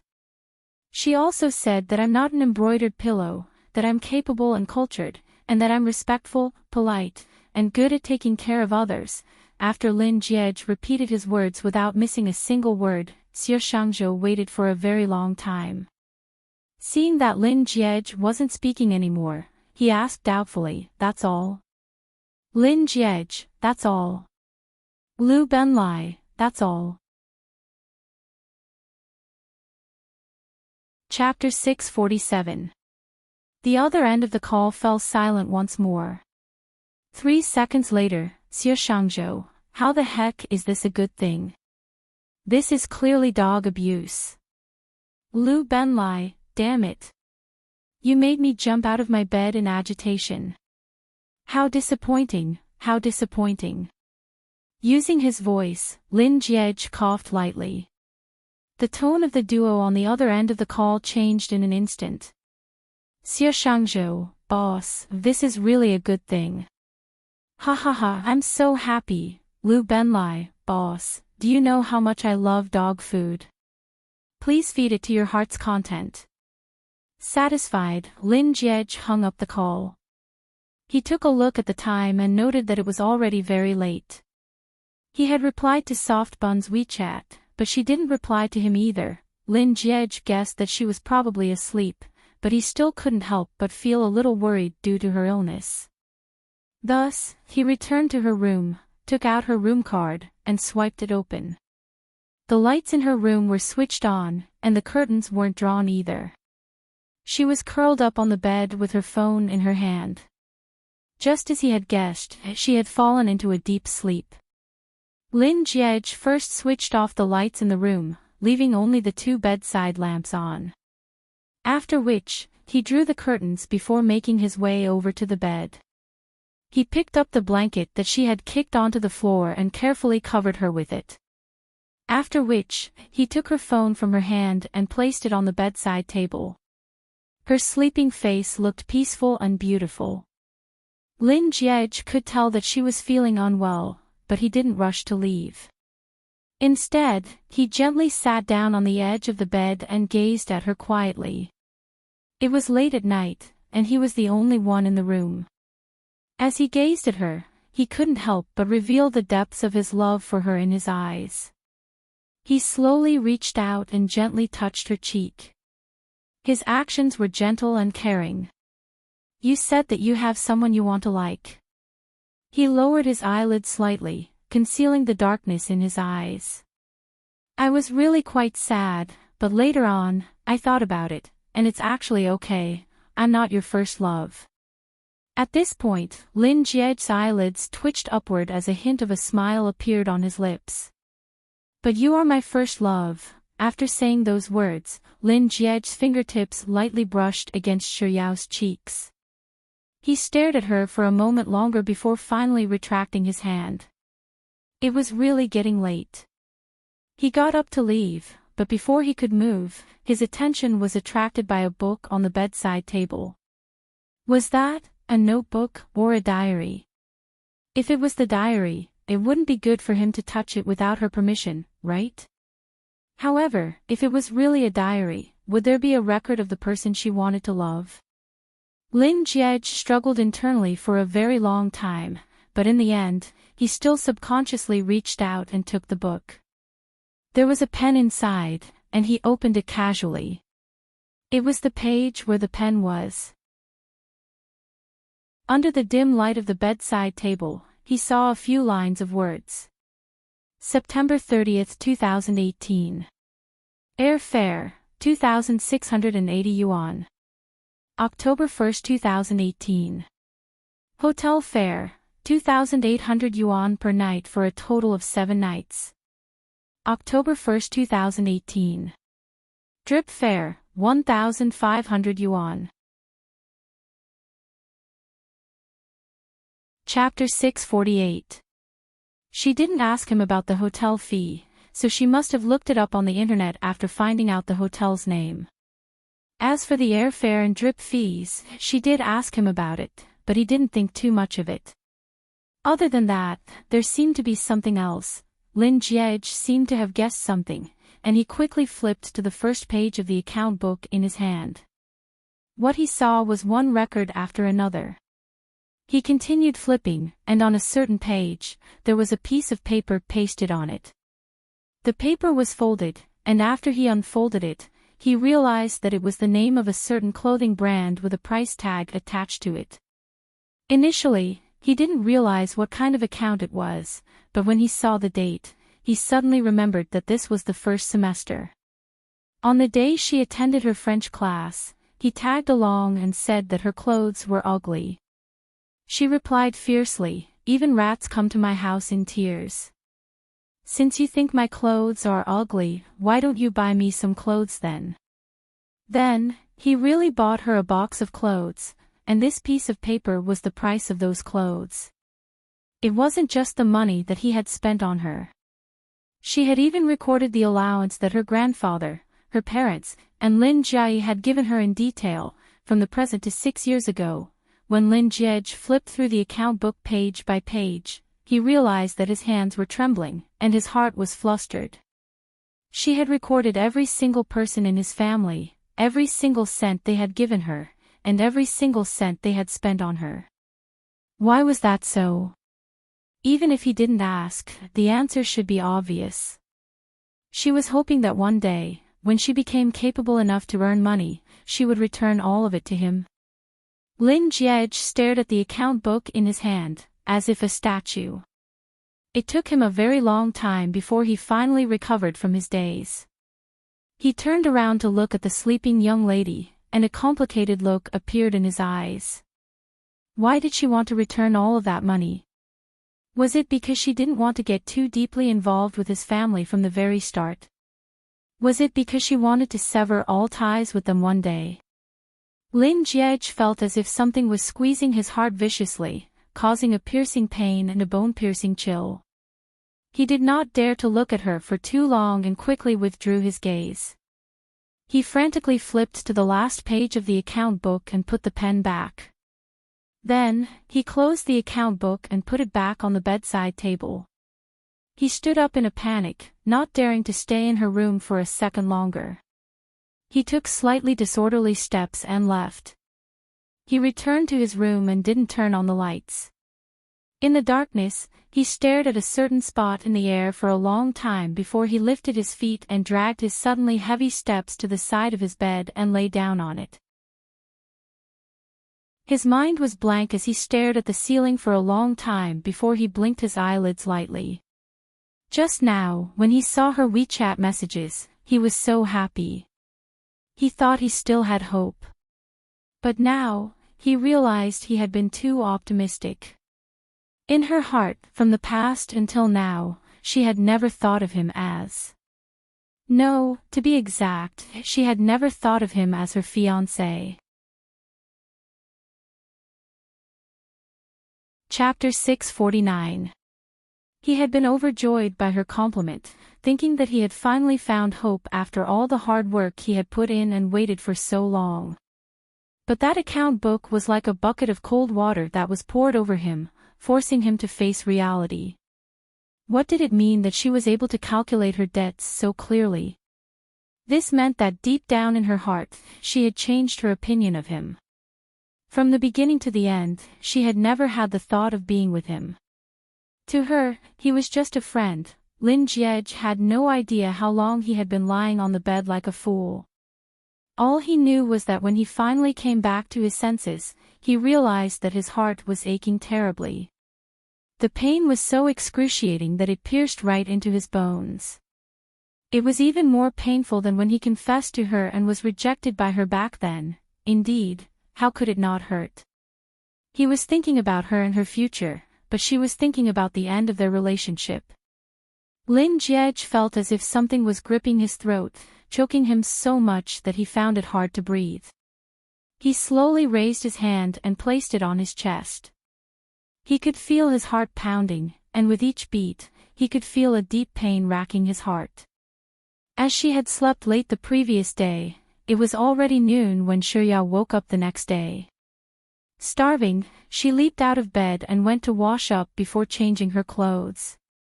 After which, she ran to the opposite door and knocked on it. Perhaps it was because Lin Jiej hadn't woken up yet, but after Shuyao pressed the doorbell 3 to 4 times, she finally heard faint footsteps behind the door.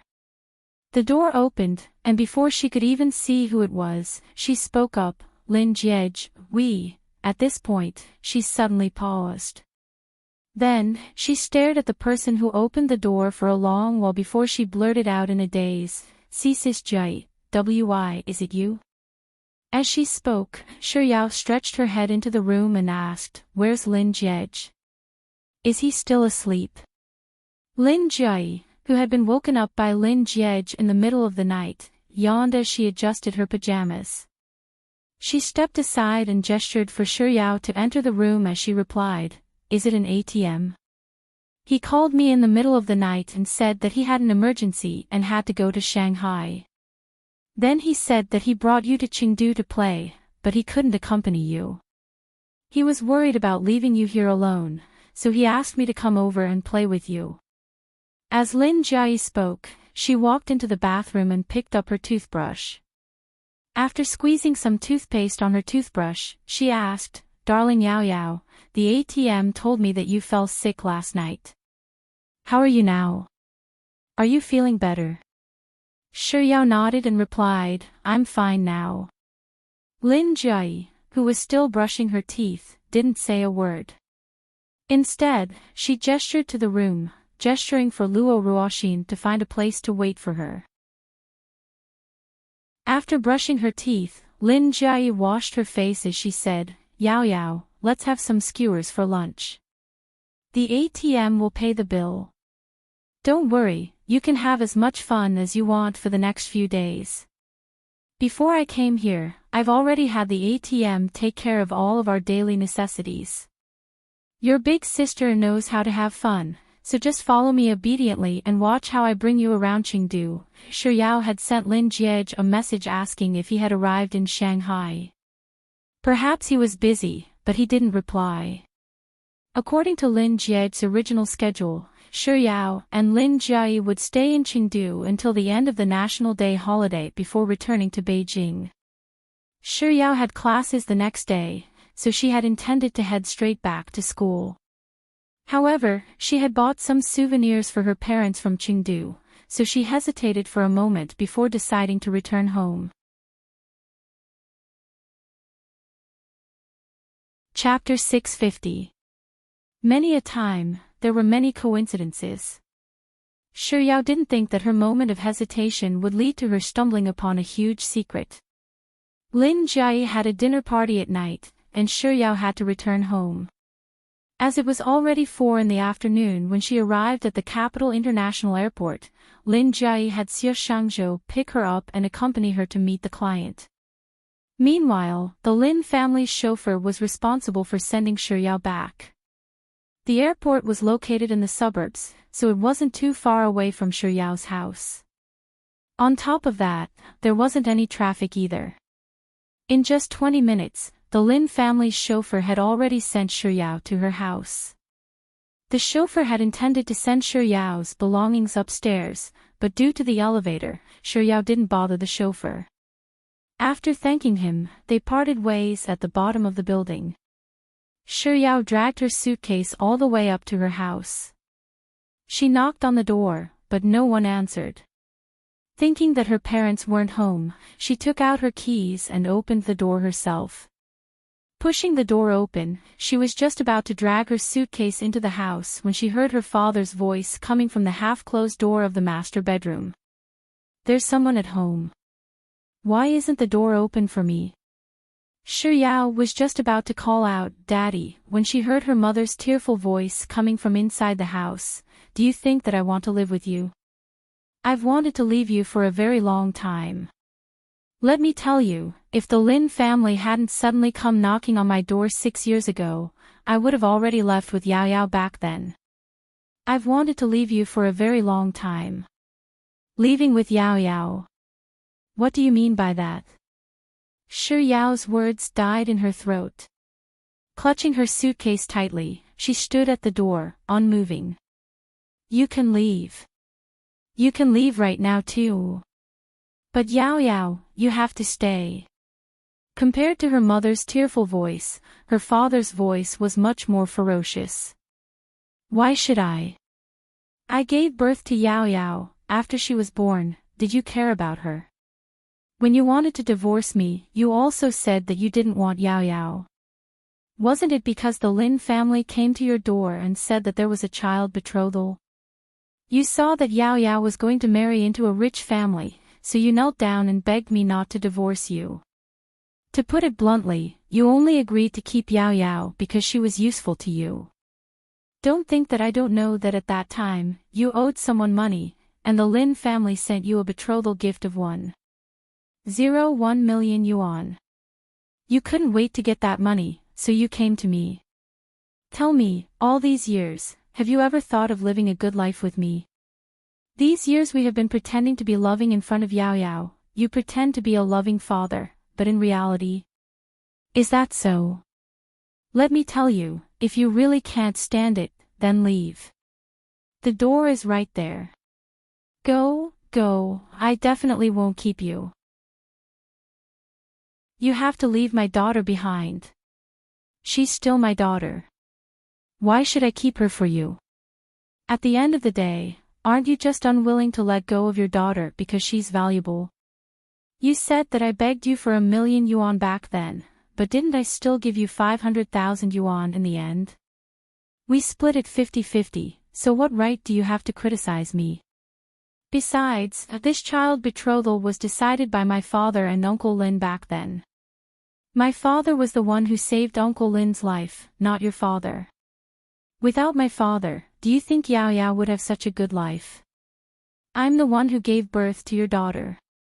Without me, do you think you could have given birth to Yao Yao alone? Chapter 651. Shi Yao stood at the door and stared in the direction of the master bedroom, her fingers tightly gripping the handle of her luggage. She didn't hear what her parents were arguing about, but she knew that they seemed to have gotten into a fight, and something seemed to have fallen to the ground, producing a sharp shattering sound. Shi Yao silently pursed her lips, and as if she had never returned home, she gently closed the door, pulled her luggage, and entered the elevator.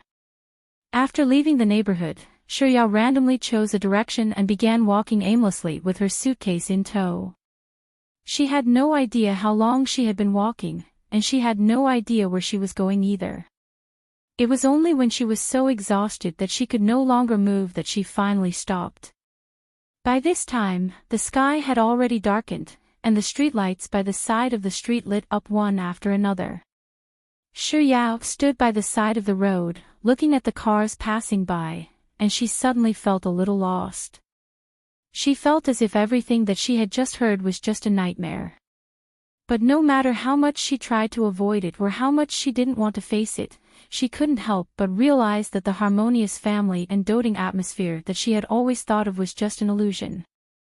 What was she to them? A tool that would allow her to soar to the top.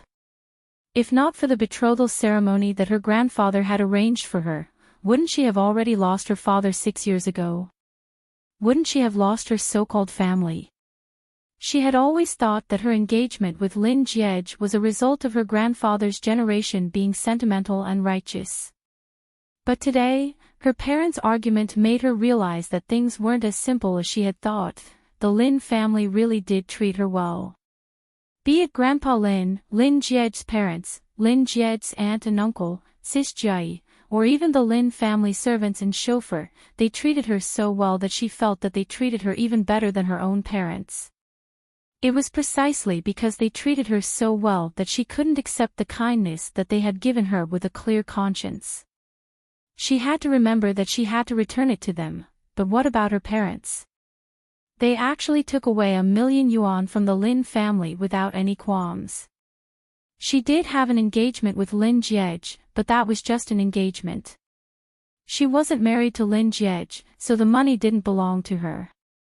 Even if she was married to Lin Jiej, she shouldn't have spent the Lin family's money like that. Shi Yao couldn't tell whether she was mentally exhausted or physically exhausted. She slowly squatted down and buried her head in her knees. To be honest, she could not accept the truth. The scene that she had accidentally stumbled into in the afternoon had not only overturned her understanding of the family, it had also made her feel as if there was a rock pressing down on her heart. Thinking about the Lin family made her feel heavy. What made her even more upset was that her parents really loved her. Or did they ever have a daughter in their hearts? What was she to them? Money tree. Welfare lottery. Shi Yao squatted on the road for a long time before she finally got up and dragged her suitcase to the nearest subway station to return to school. Ling Wan, Jiang Yu, and He Tian were all in the dormitory, and upon seeing her return, they immediately pestered her for gossip.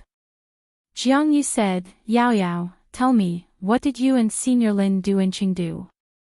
He Tian, "Yao Yao, how far are you with Senior Lin?" Ling Wan, "Yao Yao, will we be able to eat wedding candy soon?" From start to end, Shi Yao didn't say a word. She found a random spot to place her luggage before grabbing her towel and pajamas. After saying, "I'm going to take a bath," she walked into the bathroom. Chapter 652. Ling Wan was the coldest person in the dormitory, but she was also the most meticulous. Even though Shi Yao had only said 4 words when she returned, Ling Wan could still tell that Shi Yao was in a bad mood. So, after the sound of running water could be heard from the bathroom, Ling Wan turned to Jiang Yu and He Tian, who were excitedly discussing how they should force Shi Yao to tell the truth about her and Lin Jiej, and said, "Yao Yao isn't in a good mood." Jiang Yu and He Tian turned to look at Ling Wan in astonishment. "Nuan, how did you know? Why is Yao Yao in a bad mood? Could she have quarreled with Senior Lin?" Ling Wan shook her head. "I'm not too sure, but it's true that Yao Yao isn't in a good mood. You two shouldn't disturb her too much later." Since Ling Wan had reminded Shi Yao to come out again, He Tian and Jiang Yu didn't pursue the matter. However, even though the two of them were a little more careless than Ling Wan, they were still girls. After being reminded, they took a closer look at Shi Yao, and they could tell that she was in a bad mood. While He Tian and Jiang Yu didn't pursue the matter, they still took out some delicious food and asked if Shi Yao wanted some in an attempt to cheer her up. It was rare for Shi Yao to be in a bad mood. Even in the past, if there was something that made her angry, she would usually toss it to the back of her mind as long as there was food in front of her. But this time, He Tian and Jiang Yu had taken out all of their stash of delicious food, and from start to end, Shi Yao's expression didn't change much at all. In the end, she only said in a soft voice to He Tian and Jiang Yu, "I'm not hungry," before climbing back onto her bed. No one spoke in the dormitory anymore.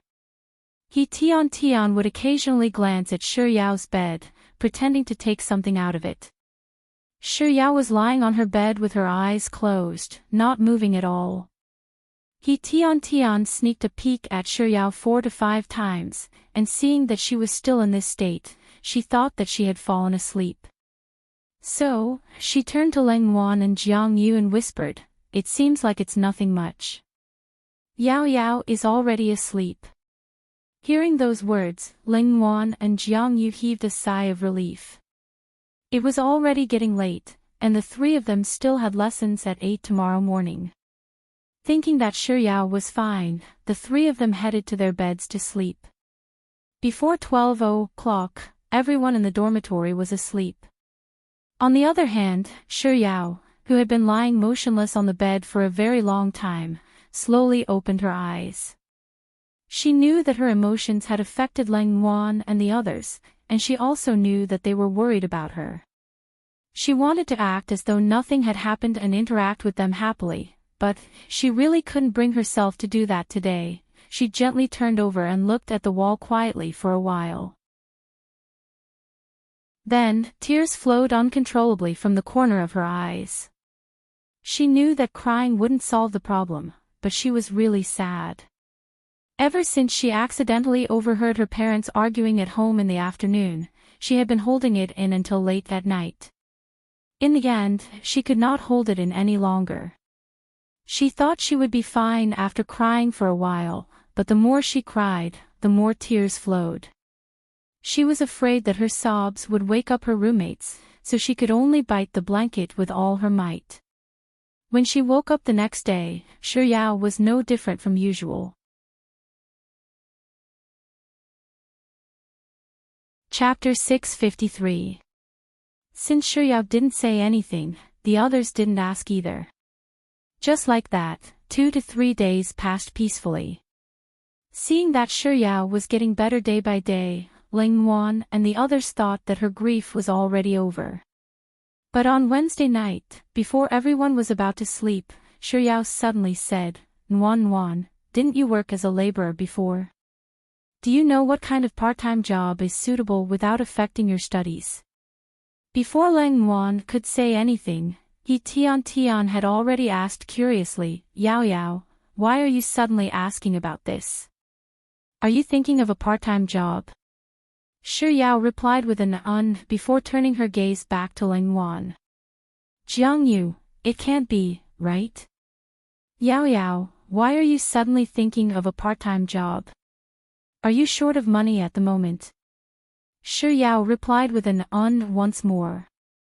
This time, she didn't avert her gaze away from Ling Wan like He Tian did earlier. Yao, you can tell me if you need money. My father just transferred me a lot of money, and I haven't counted it yet. How much do you need? I can transfer it to you right now. He Tian's family was the wealthiest in their dormitory. Even though she couldn't be considered a tycoon, she was still slightly better off than most families.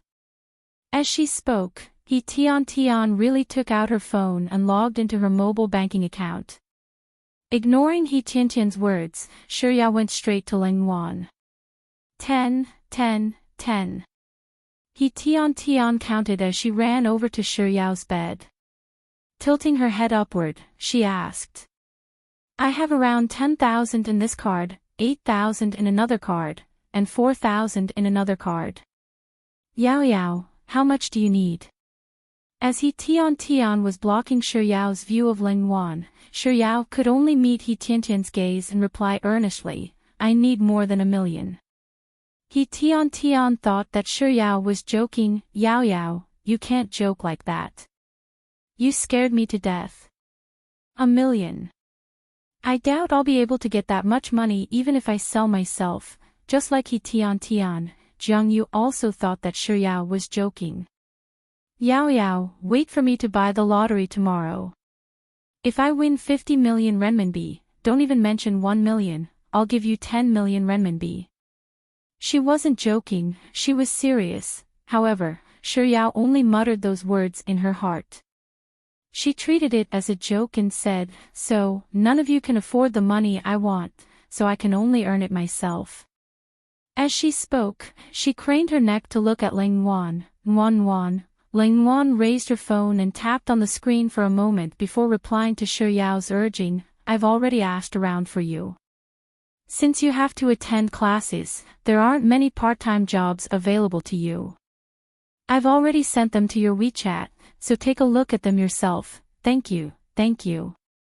Shi Yao thanked Ling Wan before grabbing her phone and tapping into the document that Ling Wan had just sent her.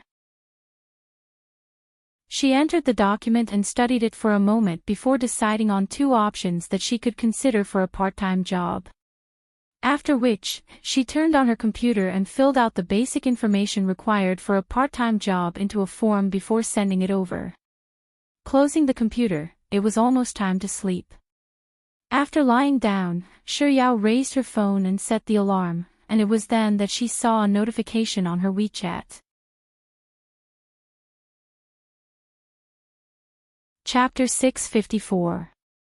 Sis Jia doted on her dearly, so it was likely that she had carefully selected the bridal gowns that she had sent over. Every single one of them was unbelievably beautiful, and there were even a few of them that were so exquisite and dreamy that they seemed like they would only appear in the dreams of little girls. Shi Yao looked through all of the photos, but she didn't choose any of them. Instead, she exited WeChat and tapped on her messages. She searched for Lin Jiej's name and stared at the message that she had sent him in Chengdu for a very long time. After a long while, she raised her hand and typed a line of words on the screen.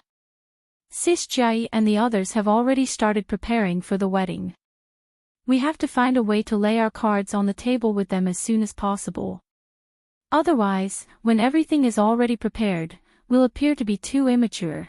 After saying all that she needed to say, Shi Yao looked through the message she had typed from start to finish, and after confirming that there were no problems, she tapped on the send button. In her fingertips, about to touch the screen on the split second, she suddenly paused. For some reason, she suddenly recalled the time when she had bumped into him in SPK's elevator earlier this year. The night she returned home, she tossed and turned in bed, unable to fall asleep. In the end, she made up her mind and sent him a message to cancel their engagement. Just like today, it was already very late that night. Back then, the two of them were still strangers who had nothing to do with each other. In her eyes, he was still so far away, and she thought that they would never be able to cross paths.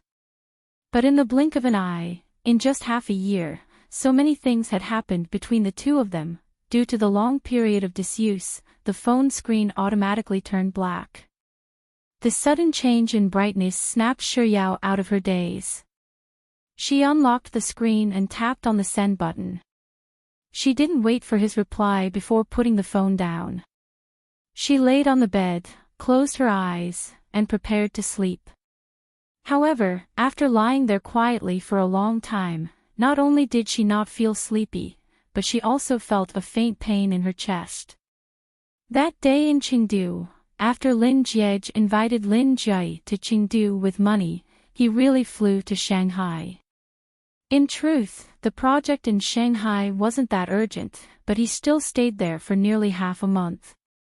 It was only when he was done with everything that he had to do that he returned to Beijing. His flight was at night. When he arrived at the capital airport, it was already close to 12 o'clock. The chauffeur came to pick him up, and as soon as he got into the car, the chauffeur asked him where he was heading to. He was just about to reply that he was heading to G University, and he was even thinking that he could look for soft bun to have breakfast together tomorrow morning. However, just as the words were about to leave his mouth, the phone in his pocket suddenly vibrated. He took it out and saw that it was a message from Xiuyao. After reading the text message, the depressed mood that he had been in Shanghai for so long and had finally digested the fact that she had the account book in her hands resurfaced in his mind. He gripped his phone and stared at the screen for a while. It wasn't until the screen locked automatically and the light dimmed that he raised his head and replied to the driver, "Let's go home." Over the next few days, Xiuyao didn't receive any response from Lin Jiej. She had thought of making some time to give Lin Jiej a call, but she had been busy with her part-time job recently, and she had been busy for the past few days. As a result, she ended up delaying the call until a week later. Putting aside Lin Jiej, even the sexy and frisky chat group that Xiuyao frequented every day was only kicked out by Juice a week later.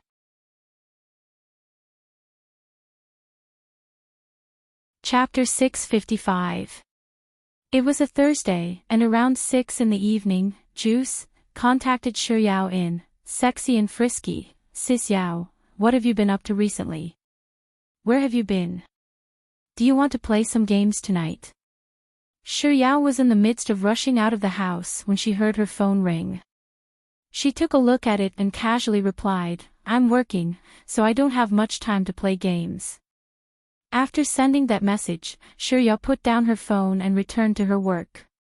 She didn't leave the WeChat group, so messages continued to pop up one after another. "Expert of the monkeys, working. What kind of work?" "Juice, that's right, Sis Yao. Why did you suddenly run off to work out of nowhere?" "Tide, Sis Yao, maybe you're trying to raise a beauty." "Juice, yeah, I'm raising a beauty +1. Expert of the monkeys, raising a beauty +1 days of overtime." Juice, sent a sinister smirk emoji. Tide, sent 2 sinister smirks emoji. Expert of the monkeys, sent a string of sinister smirks emoji. After getting dressed, Xiuyao, who was in a hurry to head out for work, took a look at the unread messages in the Sexy and Frisky group. Other than Mr. Numbers, everyone else had popped up. Even Tide, who usually disappeared after popping up unexpectedly, popped up several times this time. Judging from the content of their conversation, after Tide, who would often flaunt their love and flaunt their affection in the group, mentioned that she was raising a beauty, the atmosphere in the group changed, and it became a hint of Schadenfreude. But the question was, what was the point of their Schadenfreude? Xiuyao had no idea what they were getting so worked up about, and because she was in a hurry to catch the bus, she didn't appear in the group. Instead, she grabbed her bag and left the dormitory room in a hurry. As it was already year 4, there weren't many classes in the academy. Most of the students were busy with their internships and postgraduate exams. For example, in room 501, Song Chaoshi, his girlfriend Yizhenjin, and Xia Shangzhou had gone off for their internship. On the other hand, Liu Benlai spent his days studying diligently in preparation for his master's degree. As for Lin Jiej, the matter of him being recommended for his postgraduate studies had already been decided back in his 3rd year, so there shouldn't be any mishaps. Thus, compared to the others in room 501, he had more than enough time on his hands. Thus, he quickly got to work on the company registration that he had planned beforehand. There were many things that did not seem complicated at the time of planning, but when it came to actually doing things, there were many trivial things. In the past few days after returning to Beijing, he had to choose an office building and go to the Bureau of Industry and Commerce. He was really busy every day. On the afternoon of Thursday, Lin Jiej invited the bank president to have afternoon tea together. Just like him, the bank president was relatively young, and it had only been a few years since he graduated from university. Thus, the two of them had a common topic to talk about, and by the time they finished their afternoon tea, it was already 5 in the evening. After parting ways with the president, Lin Jiej returned to his car and recalled that he had promised Liang Jusi a few days ago that he would have dinner with her tonight. He took out his phone and tapped into WeChat. Just as he was about to ask Liang Jusi where they were going for dinner, he saw an unread message in the "Sexy and Frisky" group. Chapter 656. It was Lu Benlai who contacted her first to ask her if she wanted to play games at night, but her reply left him bewildered. "I have to work recently, so I don't have much time to play games." Work? Why would she be working all of a sudden? Did she eat up the allowance her parents gave her? How long has it been since we last met, and she's already in such dire straits? With this thought in mind, Lin Jiej quickly scanned through the chat logs. When he saw the despicable emojis sent by those guys from 501 around, "Sis wants to raise a beauty," he couldn't help but sneer coldly in his heart.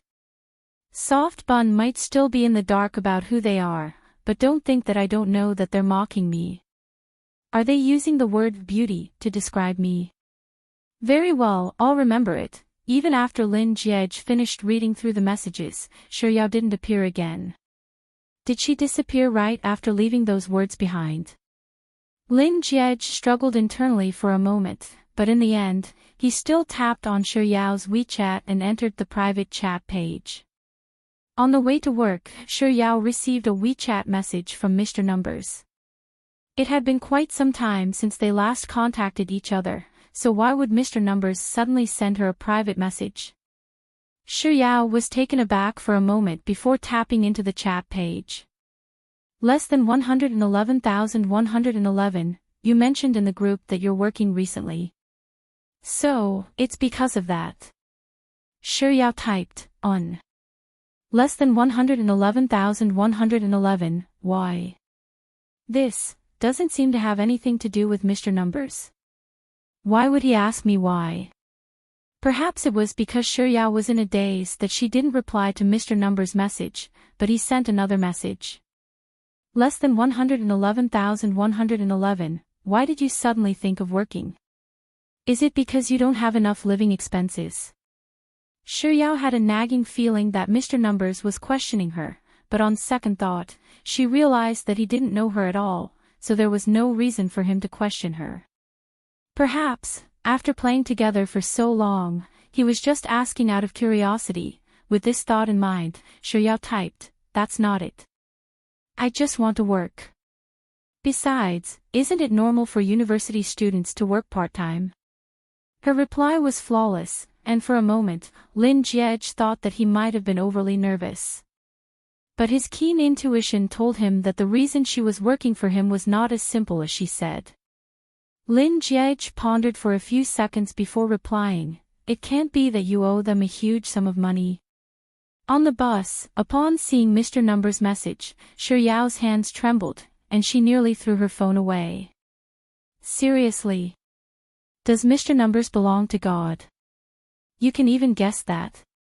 Shuyao was stunned by 111,111's conjecture. She didn't realize that her reply had betrayed her. "How did you know?" It was only after the message was successfully sent that Shuyao realized that she had admitted to it. She immediately tried to take back her message, but it was too late. Mr. Numbers had already seen her message and replied. It was a wild guess. Gosh, how could he be so accurate when he was blindly guessing? While Shuyao grumbled in her heart, a new notification popped up on her screen.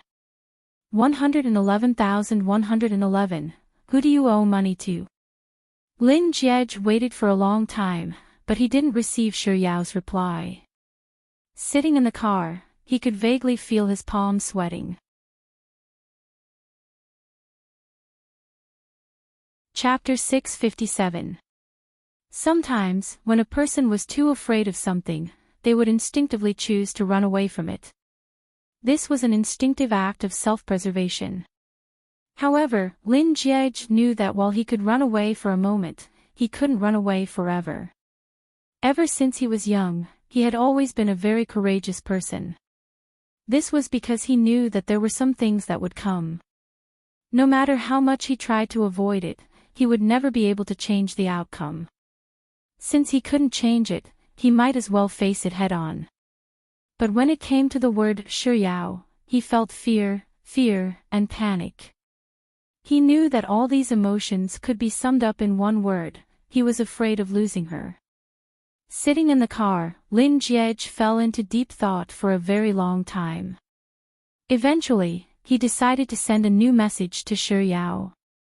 "Who did you owe money to?" Before Shuyao could think of a way to reply to Mr. Numbers' question, Mr. Numbers had already thrown another one at her. "Less than 111,111, it can't be your fiancé, right?" Did he have to hit the nail on the head like that? Shuyao suddenly began to suspect that Mr. Numbers was a parasite in her stomach. He was able to guess everything so accurately. Perhaps it was due to her silence. Mr. Numbers sent another message half a minute later.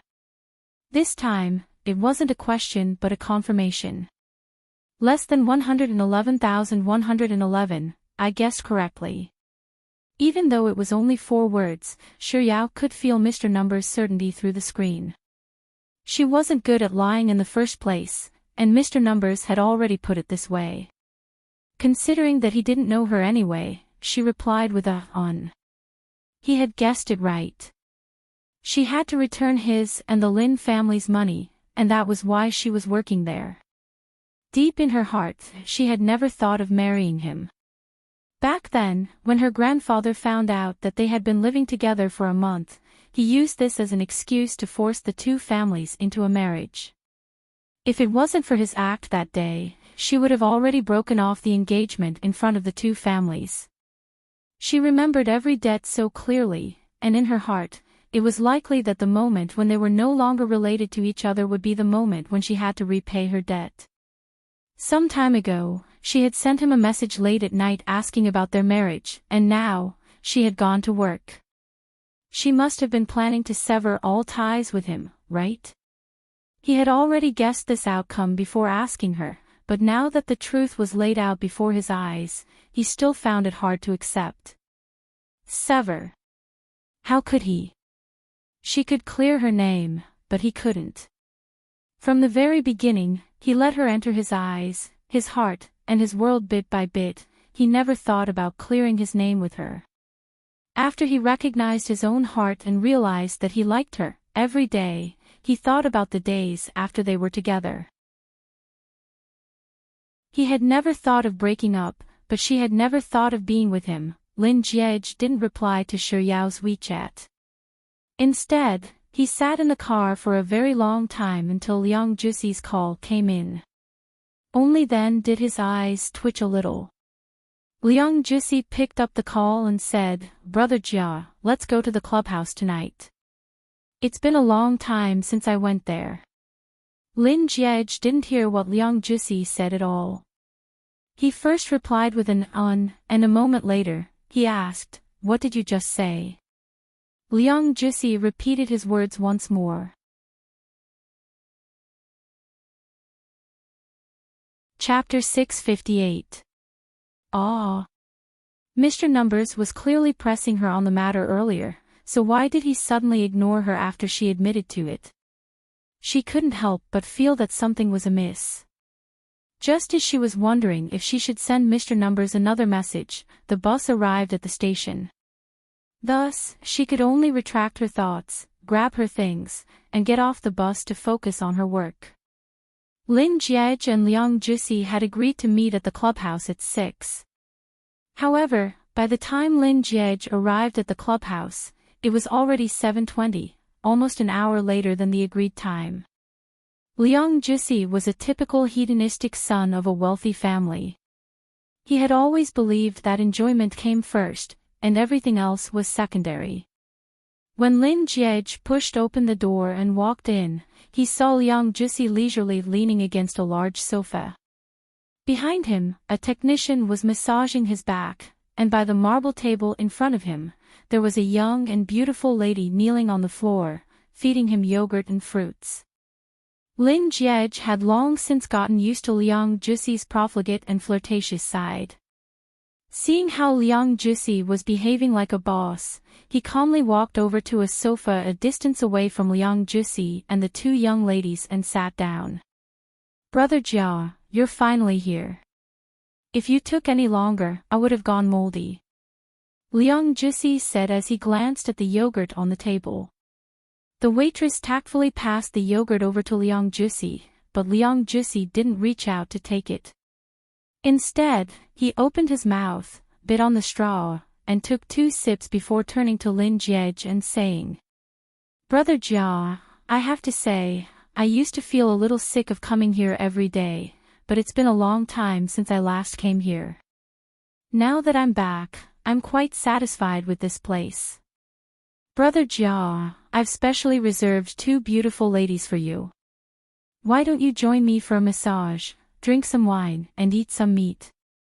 Lin Jiej glanced at the yogurt and fruits on the table and shot Liang Juxi a look as if he was looking at an idiot. "Brother Jia, you don't understand, do you?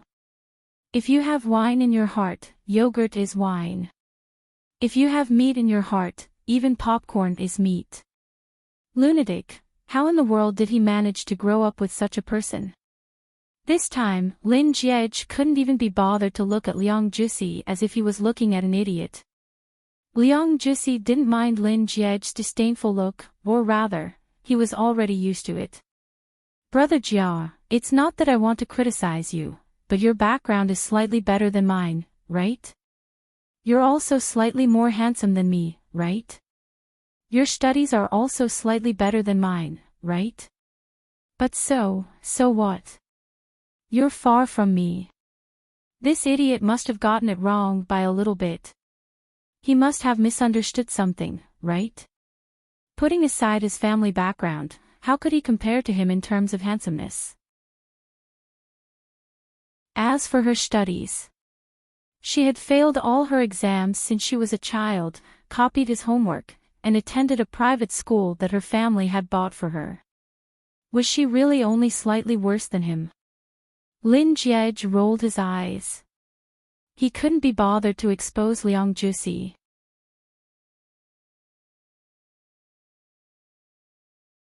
Chapter 659. Did this fellow have some kind of misunderstanding on what it meant to have a taste for women? Unable to take it any longer, Lin Jiej finally spoke up. "Yes, you do have a taste for women, but it's a pity that you're still an old virgin." Upon hearing those words, Liang Juxi, who had been enjoying the service calmly, immediately stood up and pointed at the technician and waitress. "Get lost.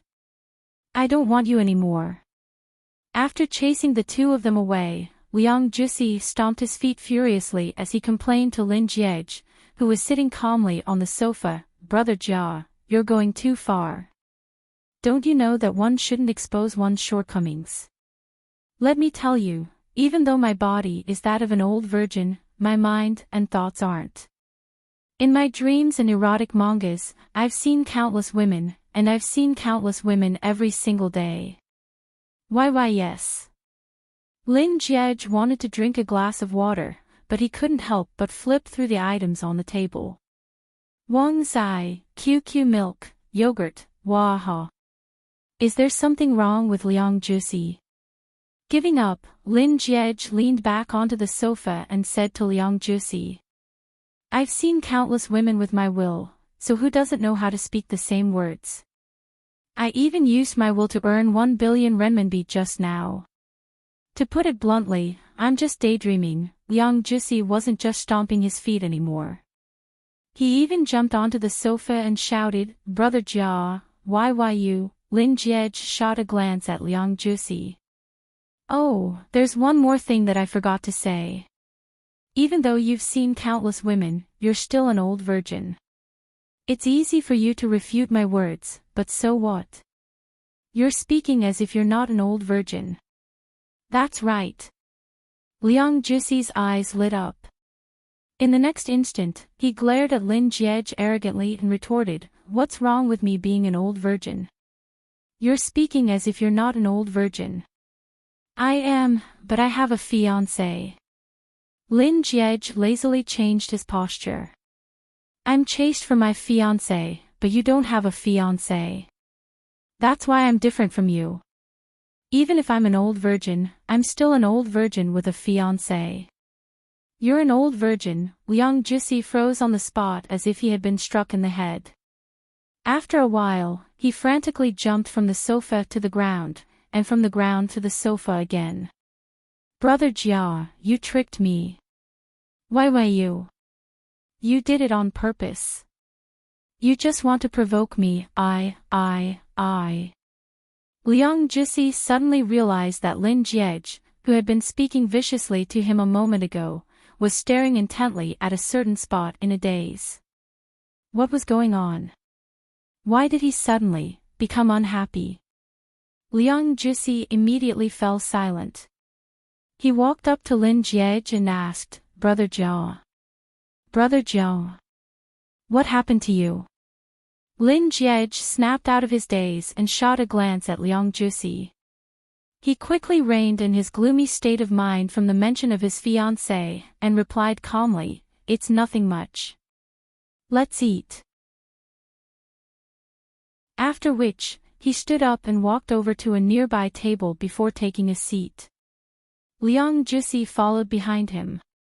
He pulled out a chair and sat down before pressing the service bell to summon a waiter. The dishes were ordered by Liang Jusi, and after the waiter left, Liang Jusi discreetly assessed Lin Jiej from head to toe. It seemed like the latter was fine, and the dazed look he had felt earlier was just a figment of his imagination. The suite that Liang Jusi and Lin Jiej were seated in was located on the second floor.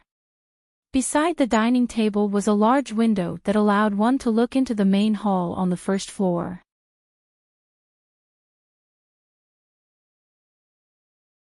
Chapter 660. After assessing Lin Jiej, Liang Jusi picked up the teapot from the table and was just about to pour a cup of tea for Lin Jiej when, through the window by the side, he suddenly caught sight of a familiar figure in the hall on the first floor. Liang Jusi's hand froze for a moment before he tilted his head to look at the figure downstairs. That waitress seems to have quite a nice figure. Lin Jiej remained calm in response to Liang Jusi's words. In any case, this fellow had always been like this. No matter where he went, he would never forget to look at women. He was already used to it. I feel like I've seen that younger sister somewhere before. Liang Jusi stroked his chin as he tried to recall the past. It was no wonder he was still a virgin despite his lust for women. How could he say such clumsy words? Did he think that he was Jia Baoyu? Lin Jiej casually chuckled at Liang Jusi in his heart before pouring himself a cup of tea. But before he could even take a sip, Liang Jusi suddenly exclaimed loudly, I remember now. I remember now. It's no wonder that younger sister looks so familiar. Isn't she your little fiancé, Brother Jia, Brother Jia? It's really your little fiancé. Amidst Liang Jusi's exclamation, Lin Jiej's hand froze for a moment before he raised his head and followed Liang Jusi's line of sight. Am I right? Am I right? That younger sister is your little fiancé, right?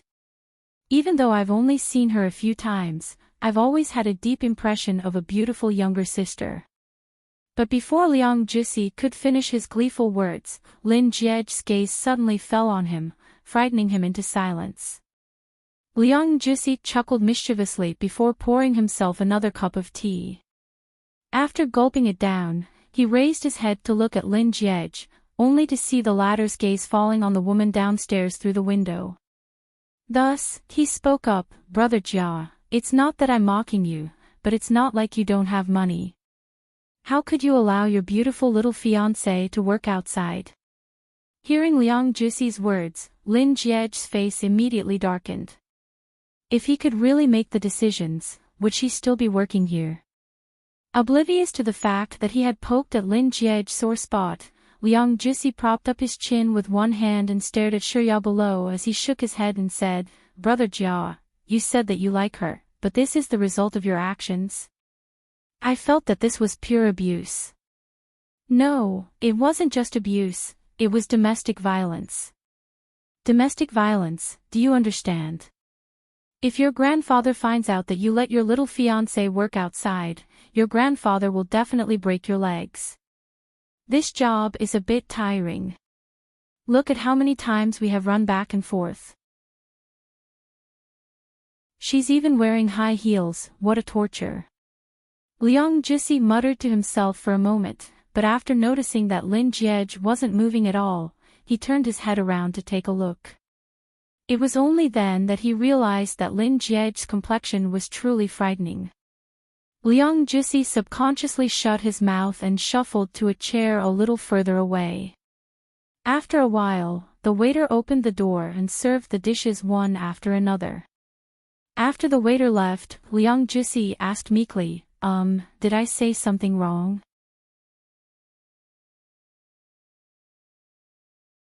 Chapter 661.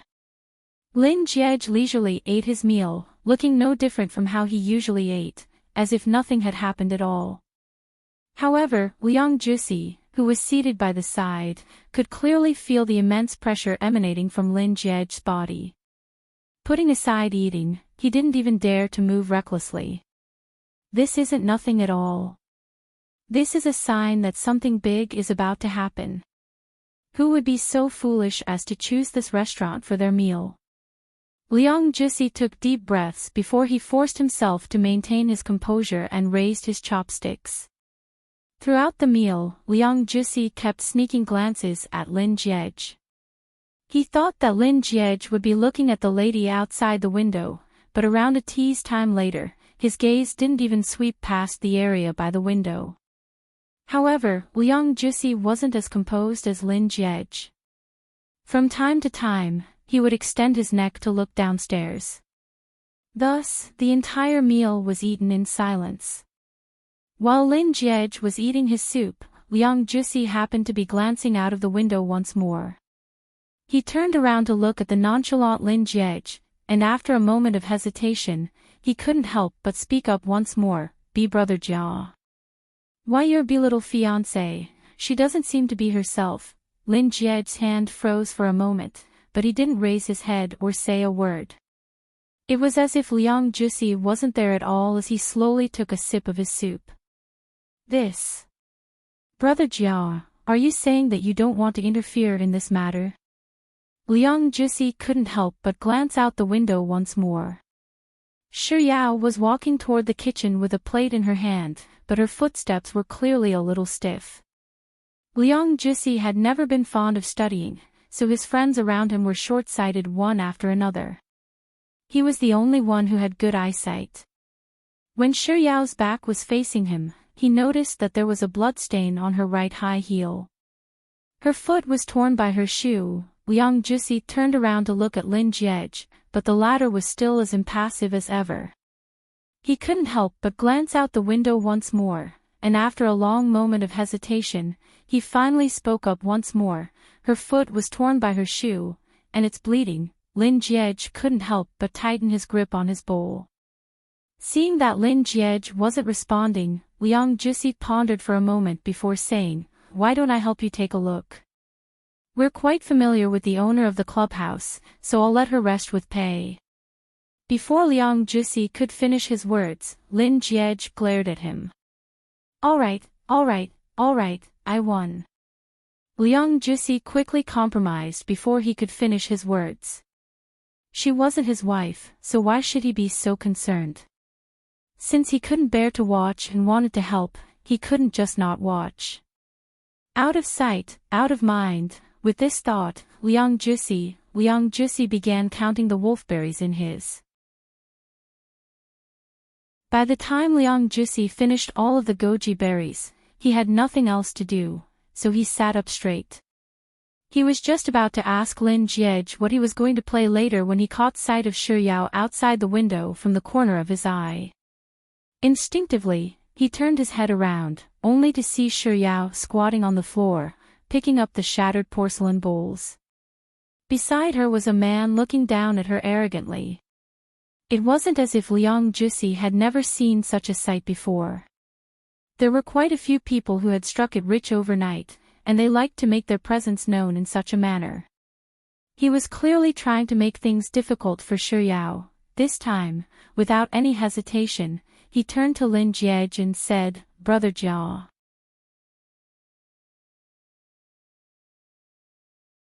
Chapter 662. This time, without any hesitation, he turned to Lin Jiej and said, "Brother Jia," but barely after saying those two words, he abruptly paused. At some point in time, the calm and composed young man had already left his seat and was standing by the window, staring downstairs with a gloomy look on his face. So, I didn't need to remind him. But then again, his complexion is a little too frightening. He must have been staring at the young lady downstairs for a while now, right? Liang Jusi muttered under his breath. In order to protect his heart, he quickly shifted his gaze away from Lin Jiej and looked out the window. Even though Shi Yao had been working at the clubhouse for several days now, this was the first day she received her uniform. It was rare for her to wear high heels, but it wasn't that she couldn't wear them. It was just that the size of the high heels that the clubhouse had prepared for her wasn't too suitable for her. Initially, she was still able to tolerate it, but as the number of customers increased, and she got busier and busier, her footsteps also increased. As a result, blisters began to form on the back of her feet. When she returned to the kitchen, she took out a band-aid and stuck it on her wound, but it didn't seem to help at all. Once one's foot was injured, it would only hurt more and more. Shi Yao didn't want to leave a bad impression on the clubhouse just because she had been working for only a few days, so she tried her best to tolerate it. But who could have thought that she would still end up making a mistake? When she was serving the dishes at table 26, due to the severe pain in her foot, she lost her balance and accidentally broke one of the men's porcelain bowls. In truth, this shouldn't have been a big deal. She should have just apologized, called for the cleaners to clean up the area, and replaced the broken porcelain bowls. But it just so happened that she had run into some kind of bad luck today. Perhaps it was because the man was in a bad mood and had a little too much to drink, so he vented his frustrations on her. In any case, no matter how she apologized, the man just wouldn't let her go. He insisted that Shi Yao pick up the broken porcelain bowls one by one right in front of him. So, Shi Yao bent down and picked up the larger fragments of the porcelain bowl with her bare hands, hoping to keep the peace between the both of them. The rest were too broken and difficult to pick up by hand. In addition, the mess here had long disturbed the foreman in charge of the first floor. When the foreman saw that the broken pieces had been picked up, he hurriedly walked over with a broom. He stood in front of the man with a smile and began to apologize with a fawning expression. "Sir, I'm really sorry. I'll help you deal with the remaining broken pieces. I hope you enjoy your meal." As he spoke, the head waiter discreetly shot Shi Yao a glance. Shi Yao knew that the head waiter was signaling for her to leave. The expression on the man's face did not show any signs of improvement because of the arrival of the foreman. After hinting at Shi Yao, the head waiter turned to the man once more and spoke to him amiably. "Sir, you should eat the dishes you ordered while they're hot. They won't taste good when they're cold. Allow me to serve you a bowl of soup." Receiving the signal from the head waiter, Shi Yao held the fragments in her hands and prepared to leave. However, before she could do so, the man suddenly spoke up once more. "Do I not have arms? Do I need you to serve me soup?"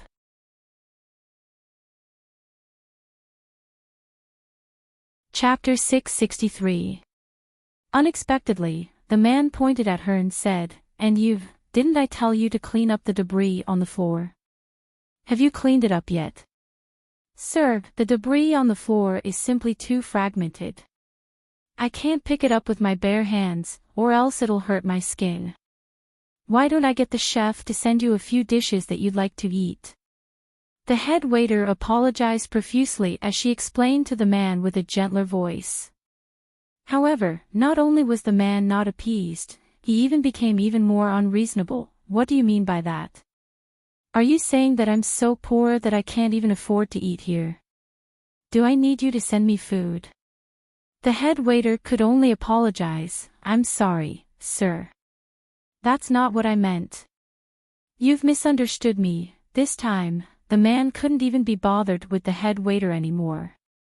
He turned to Shuyao and said, "Are you going to pick it up or not? If not, I'll make a complaint to your boss. In any case, I'm quite familiar with your boss here." "Yes, she's picking it up." The head waiter hurriedly reached out to take the debris from Shuyao's hands before whispering to Shuyao, "Hurry up and sweep the area with your broom. Otherwise, the other customers will start complaining too." Shuyao nodded and walked to the side to grab a broom. In this world, there were always a lot of unreasonable people. For example, at this moment, this man was clearly making things difficult for her. "I'm talking about using your hands to pick it up. Is your hand a broom?" "Young miss, it's not that I want to criticize you, but you're just a waitress. Do you really think that you're some rich missy? Don't think that I don't know how many women you keep in your clubhouse and what they do for a living. Young miss. Do you know which missy I'm referring to? Missy." As the man spoke, he intentionally placed emphasis on the last two words.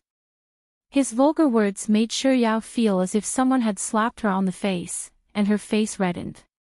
Some people chuckled while others shook their heads, but no one dared to interfere in this matter. Instead, they watched the show with the same attitude. "Why aren't you moving?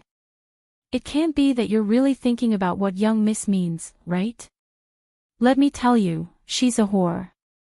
Before the man could finish his words, a figure, accompanied by a powerful gust of wind, flashed past Shuyao's eyes. Before Shuyao could get a clear look at the figure, that arrogant and impolite man was already yanked out of his chair by someone. "Who are you?" Before the man could even speak, he was punched in the face. The strength of the fist was so great that it directly knocked him to the ground. However, the person who hit him didn't stop there. He grabbed his collar and continued to hit his face. The surrounding people let out a few exclamations of surprise at this sudden turn of events. The foreman was frightened by this scene. "Oh my God, this is going to be a big mess." When Shuyao saw who the culprit was, she tossed the broom in her hand onto the ground and ran over. The manager hurriedly called out to Shuyao, "Shuyao, are you trying to stop someone from getting into a fight? You're back."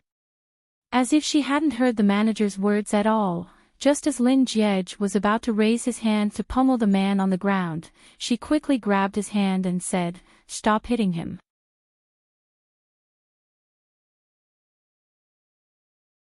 Chapter 664. Only then did Lin Jiej turn around to look at Shuyao. There was a pleading look in the depths of the young lady's eyes, as if she was afraid that Lin Jiej would hit her once more. She was grabbing her fingers tightly, and they were soft and fair. However, there was a small cut on her left finger, and it was bleeding. Most likely, it was caused by a broken piece of porcelain. Lin Jiej pursed his lips, and his complexion turned even colder. Seeing Lin Jiej's reaction, the manager was afraid that Lin Jiej would swing his fist at Shuyao, so she anxiously called out to Shuyao 2 more times. Seeing that Shuyao wasn't moving at all, she glanced at her surroundings, wondering if she should rush forward to pull Shuyao away. But all of a sudden, a thought came to her mind and she exclaimed, "Security, what are you waiting for? Call for security." Before the manager could finish her words, she saw an inconceivable sight. The man whom Shuyao had stopped had actually stopped beating up the man. His face was still as frightening as before, but the aura he was emanating was no longer as intimidating as before. He straightened his body and took 2 steps back. Without even sparing a glance at the man groaning in pain on the floor, he grabbed Shuyao's arm and dragged her into the elevator. Liang Jixi only realized what was going on after Lin Jie charged down the stairs and pummeled the man to the floor. He hurriedly stood up and rushed to the elevator. The elevator doors opened, and just as he was about to enter, he saw a displeased Lin Jie walking out of the elevator with Shuyao in tow. Liang Jixi quickly retracted his actions and said, "Jia." He only managed to utter a single word before Lin Jie dragged Shuyao away. Left with no choice, Liang Jixi turned around and followed the two of them. Pushing open the door to the suite, Lin Jie flung Shuyao inside. Then, staring into her eyes, he said without any hesitation, "Resign from your job here." Shuyao frowned. "Resign? How could I allow that?" This was the part-time job with the best conditions and the best pay that she had picked out from the many resumes she had. Furthermore, the hiring conditions here were extremely harsh, and it wasn't easy for her to get in. Noticing her silence, Lin Jie spoke up once more, "If you're not going to speak up, I'll speak up for you. I'm very familiar with the boss here. It's not that I'm trying to nag at you, but little fiancé. No, I mean, Brother Jia's little fiancé. If you don't have any money, you can just ask Brother Jia for it. Why are you working here? Do you know that the people here are all influential figures in Beijing? They all know the Lin family. If they find out that you're Brother Jia's fiancé, you'll really be a disgrace to Brother Jia by working as a waitress here." Scram! Before Liang Jixi could finish his prattling, Lin Jie had already bellowed at him. He was so frightened that he immediately shut his mouth. Then, he pointed at the door and said, "I'll help you deal with the mess downstairs." Before he could finish his words, Liang Jixi had already disappeared. As Liang Jixi closed the door behind him, only the two of them were left in the massive suite. Lin Jie was vexed, but Shuyao was silent. Amidst such an atmosphere, after a long time, Lin Jie finally relented and spoke up first. However, the words that came out of his mouth carried an irrefutable force. "Yao Yao, it's a deal then. Resign from your job here. I'll help you."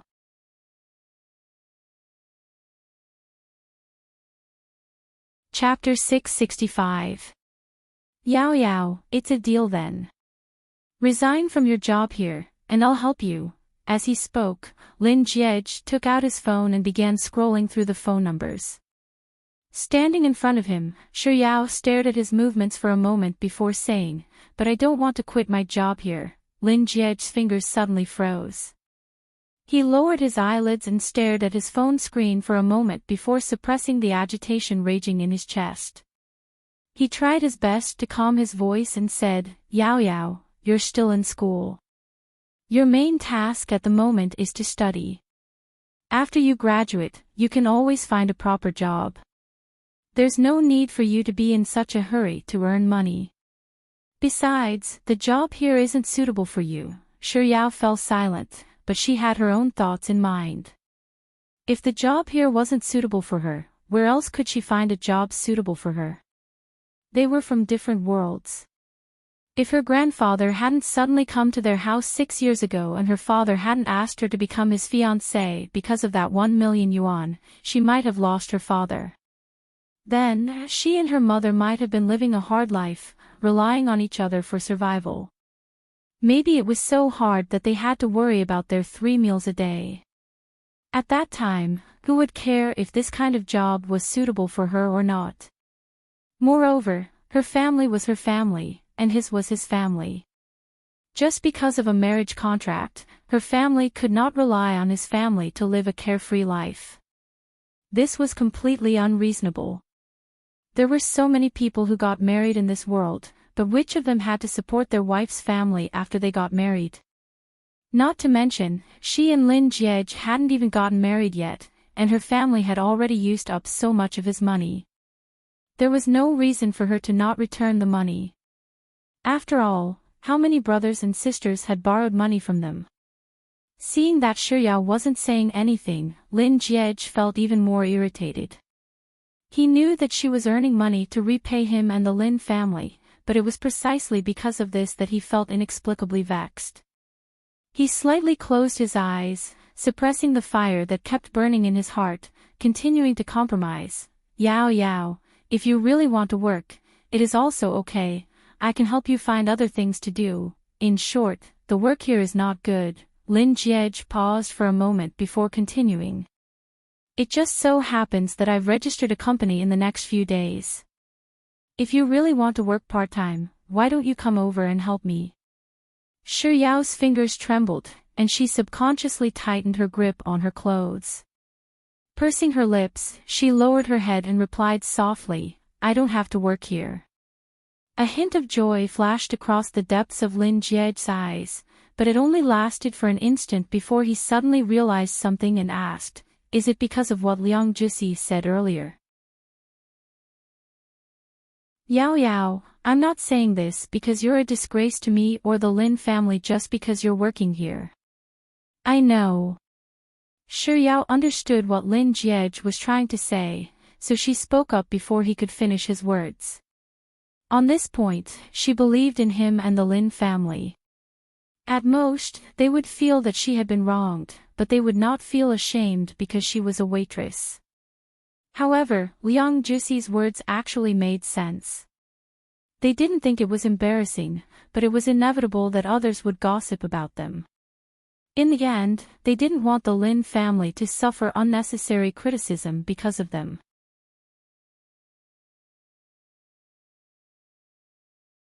Chapter 666. Not working at my place. Lin Jiej silently pursed his lips tightly as he stared at Shi Yao for a very long time before he finally spoke up.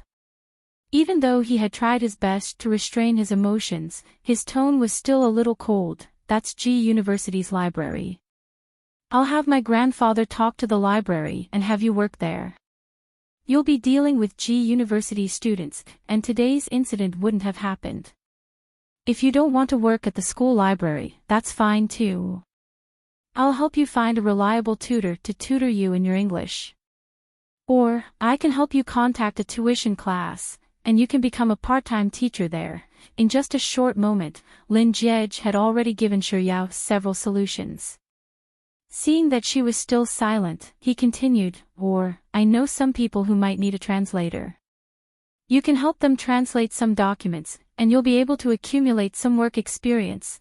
Before Lin Jiej could finish his words, Shi Yao, who had been silent for a long time, suddenly spoke up, Thank you, Lin Jiej. Lin Jiej was taken aback by her sudden gratitude. Following which, Shi Yao moved her lips and said, I appreciate your goodwill, but it's my own job. I'll think of a way myself, so there's no need to trouble you. There's no need to trouble you. Her polite and distant words finally ignited the fire that had been suppressed in Lin Jiej's heart for an entire day, no, several days. It's not that you don't want to trouble me, but that you don't want to have anything to do with me, right? What in the world was that? All she wanted was to rely on herself, and she didn't want to rely on him or the Lin family. How did it become that she didn't want to have anything to do with him? A slight frown appeared on Shi Yao's forehead. She couldn't understand where Lin Jiej's sudden temper came from. I saw your account book when I was in Chengdu. The reason why you're in such a hurry to earn money is because you want to distance yourself from me completely, isn't that right? Some words were better left unsaid, but as soon as they were spoken, Lin Jiej realized that he couldn't suppress the frustration in his chest no matter how hard he tried. She remembered each and every account in detail. Wasn't the reason why she was working now so that she wouldn't get involved with him as soon as possible? Be it him or the other members of the Lin family, they only gave her money because they doted on her. But what happened in the end? They ended up becoming her burden. What did that man just scold her for? Miss, whore. If it wasn't for the fact that he couldn't control himself and threw a punch at her, what would she have done to him? Should he compromise and bear with it, and then really use his hands to pick up the fragments on the ground? Yes, in order to sever all ties with him, she could endure anything. Even now, she didn't even want his help. He wanted to keep her, but could he? She was a living person. Was he really going to forcefully kidnap a commoner girl? But he couldn't bear for her to work and be bullied. The more Lin Jiej thought about it, the more pain he felt in his chest. He stared at Shuyao for a moment before speaking up once more. Fine. Haven't you been thinking about canceling our engagement? I promise you, alright. Also, if you're making money just to distance yourself from me and the Lin family, then you don't have to do this.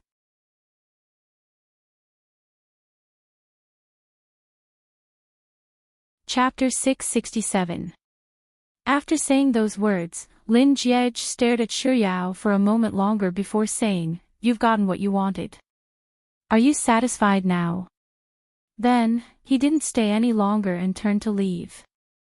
It was only when the door to the suite was slammed shut that Shuyao blinked her eyes and came back to her senses. Lin Jiej. Is he angry? And it's because he thinks that I'm returning the money to sever ties with him and the Lin clan, so he's so angry. She did need to return the money, but it's only right for her to do so. It's not like she's trying to sever ties with him or the Lin clan. But that last sentence of his was a little too hurtful. What did he mean by, "I've been the Lin clan's fiancé for 6 years, so it's only right for me to receive some remuneration"? With such thoughts in mind, Shuyao couldn't help but puff up her cheeks as she cursed Lin Jiej in her heart. Stop looking down on me. I don't want that bit of remuneration from him. So what if you're rich? You'll still starve to death even if you don't eat. Shuyao puffed up her cheeks once more as she stood on the spot, fuming for a moment. For some reason, Lin Jiej's words suddenly flashed across her mind. Haven't you been thinking of canceling your engagement with me all this while?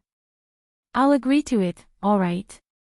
As if someone had cast a spell on her, the resentment in her heart dissipated in an instant, only to be replaced by an indescribable emptiness. How strange. I've always been the one who didn't want to marry him. A few days ago, I was still sending him a message urging him to find a way to lay all his cards on the table. Today, I finally got what I wanted. Just like how he coldly asked me before he left, "Are you satisfied now that you've gotten what you wanted?" But why didn't I feel as relaxed and free as I had imagined? Shuyao stood in a daze in the suite for a very long time. It wasn't until the door was pushed open and a waiter came in to tidy up her belongings that she collected her thoughts and walked out. Just like what she had promised Lin Jiej, she really went downstairs to find the manager and resign. Perhaps it was because Lin Jiej or Liang Jusi had spoken to the staff here, but they didn't make things difficult for her. In fact, they even settled her wages for the past few days. After taking off her uniform and changing into her own clothes, Shuyao left the clubhouse and took a bus back to school. It was already 10:00 in the evening, and both sides of the road were brightly lit. Leaning against the window of the bus, Shuyao stared at the night sky that was constantly retreating. She couldn't help but recall the words that Lin Jiej had said to her before he left. As the car swayed, the distance between them and G University grew closer and closer. For some reason, Shuyao's heart was growing more and more chaotic. Ever since their parting at the clubhouse that day, Lin Jiej and Shuyao hadn't met again. Before the quarrel, Lin Jiej and Shuyao rarely contacted each other, and after that day, the two of them didn't look for each other at all. On top of that, Lin Jiej was already in his 4th year of university, and he didn't have any classes to attend. Most likely, he didn't return to the academy to stay at all, so Shuyao, who spent her days in the academy, didn't see Lin Jiej at all. Nevertheless, Shuyao could still occasionally hear some news about Lin Jiej from He Tian, who would visit the campus forum every day. For example, Lin Jiej registered a company. Another example would be Lin Jiej's results from the previous semester, and he was still at the top of the class. You're tuning in to the LoveLore Library YouTube channel. We're so grateful for your support, and don't forget to subscribe to join us on this incredible journey through captivating stories.